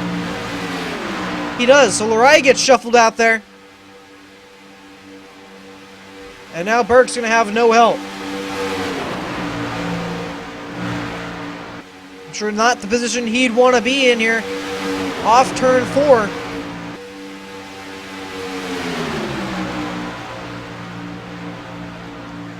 So this is all or nothing at the moment. White flag is out. 1 more lap to go here at Talladega. The top 2 there trying to get their first win of the season. Adam Blasio back there in 3rd, seeing if he can steal another one. Joseph Tice still looking for his first one as well. Massey goes up, he goes back down, tries to juke the 51. Gets to the high side, still blocks the 51. Massey to the inside, still doesn't have the nose inside. The Blasio gonna have to follow in suit. Trying any line he can at the moment. 5 gonna come down in front. The 5 into the wall. Joseph Tice around, coming to the start-finish line. Checkered flag. Burke trying to hold on here. He'll come to the start-finish line and win at Talladega. Win number 1 on the season. Bradley Burke here at Talladega. Something happened to Walker Thomas there. He gets into pit road. Raleigh Grant Davis here coming back to the start-finish line.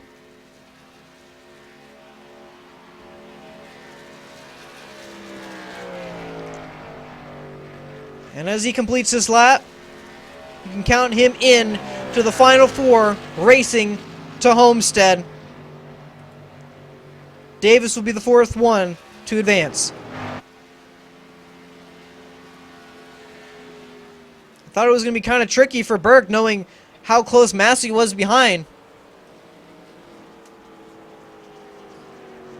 But did a great job in defending that position. And gets win number 1 on the season here.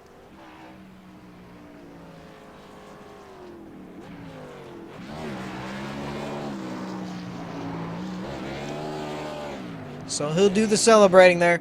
We'll try and round up everyone here for post-race interviews. Show you where everybody finished and try and show you the Final Four racing to Homestead here when we come back. Don't go away.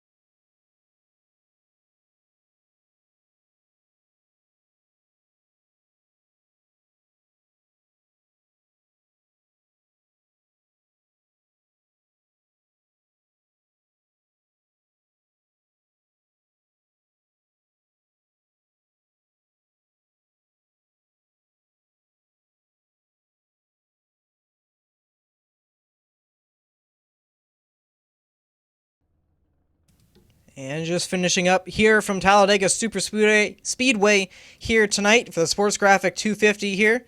Elimination night here, and we just got word, official word, who will be making it into the Final Four. Just to show the list, this is still points as of tonight, but your Final Four going to be the 29 of Austin Hartenfeld is there, and Michael Araya obviously getting the win at Texas and Martinsville, respectively there.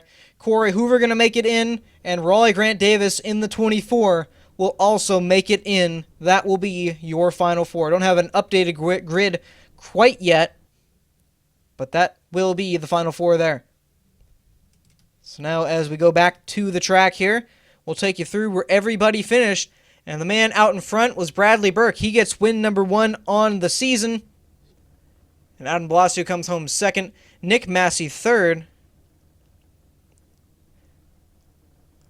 That's kind of interesting. Board shows one thing and results show another. But Michael Araya comes home fourth. Austin Hartenfeld's fifth. Samuel Close sixth. Corey Hoover seventh. Jacob Adams eighth. Joseph Tice ninth. And Raleigh Grant Davis comes home in 10th. Joshua L. Adams 11th. Walker Thomas 12th. Michael Fennelson 13th. Ryan Dyson 14th. Jamie Dyson 15th. Carl Shedd unfortunately comes home 16th. And Shane Terrian 17th. Alright, so now we'll bring in the winner of tonight's event, the 51 of Bradley Burke, and I have a feeling we're going to pull him out of a conversation here. And, oh, we got you. Bradley, you got us? Yeah, I got you guys. Alright, well, congratulations. Win number 1 on the season. And, it was getting pretty interesting towards the end there, and earlier in the race, it didn't seem like you had a very good shot at winning tonight. Yeah, I don't know how that happened. Cautions fell at the right time, and man, that was crazy. I was hoping that it was going to be me and Michael 1-2, and then they got him off of the bottom, and I was getting ready for them to double team me. And all these years of watching Jeff Gordon, the blocking, I just started doing that, and luckily I was able to stay out front.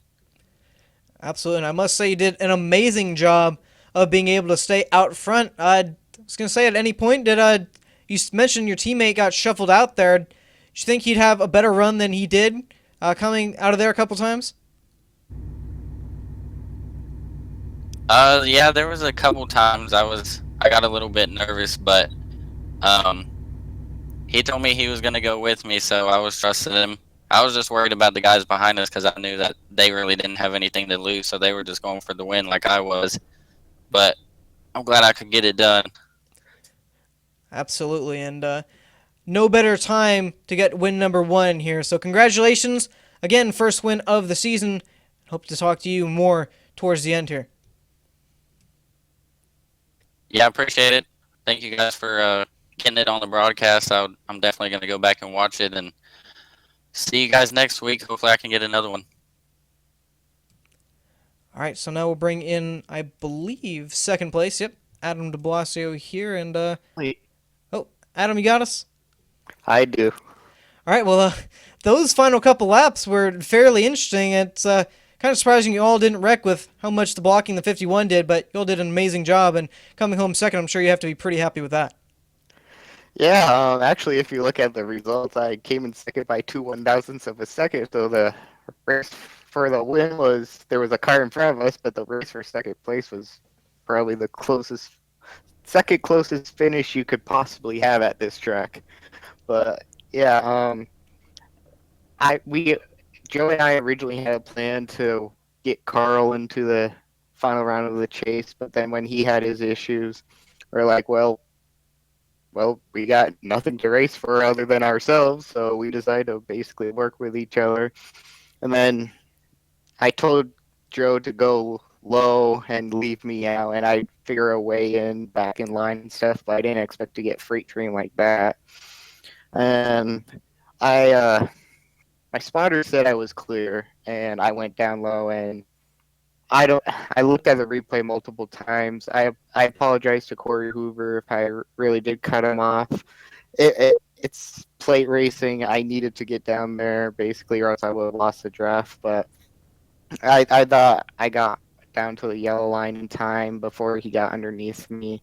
but I understand his frustration and I apologize. But as after that, I don't know how I missed that big wreck. I don't know if you saw my point of view of it, but I basically slammed on the brakes and they were wrecking all around me, and I got through it.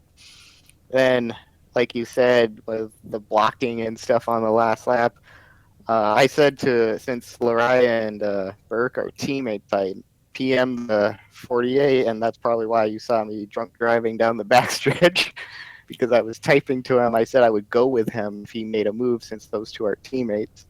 And on the last lap, I was trying to predict Nick's move, and the only thing did not want to do is pull a Brian Vickers and spin them both out. So yeah, it was definitely a very eventful race for me.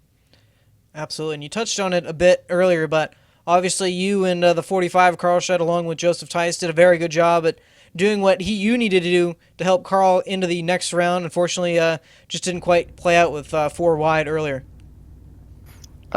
Yeah, I heard it was 4 wide, but I didn't see anything. I just heard 4 wide, and I'm like, wow, that's pretty interesting.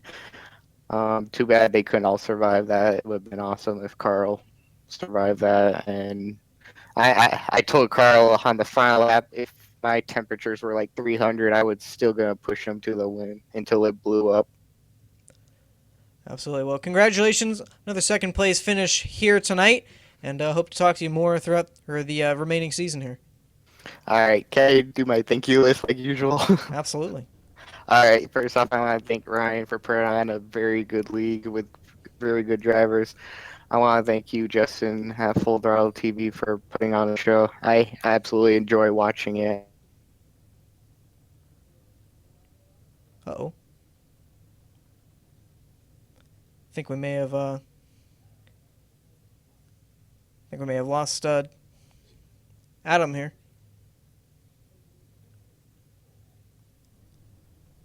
That's very unfortunate. I wanted to hear his thank you list, but I'm thinking we're gonna have to pull him out real quick. Not sure if that's an issue on Discord end or my end, but unfortunately a little bit of disconnect there. But we'll bring in now the 44. Michael Raya finished 4th here tonight, and I guess we'll see where the issue lies. Michael, you got us? Yes, I do. All right, so it seemed like that may have been an Adam issue, but a 4th place here tonight, and again, like your teammate there, the 51, didn't seem like earlier in the race you were going to be able to pull off the win, but it seemed like cautions fell your way, and somehow you got up towards the front there. Yeah, for once in a restrictor plate race in UpperEdge, I had some luck go my way there. I gotta give it my hats off to Bradley though. I don't know how the heck he won the race doing the blocking he did. It was unbelievable. I was stuck behind him there in second, and I just was thinking, okay, all I got to do is just hold this bottom, and I messed up coming out of turn 2, and the 48 was able to get underneath me. I thought, man, I just cost my teammate a win. I'm really happy that I was able to hold on to it. Absolutely, and I thought once you were shuffled out, I didn't think there was really any way for him to hold on to get that win, but as we know, tonight was elimination night, so we know the final 4 going into these final 3 races.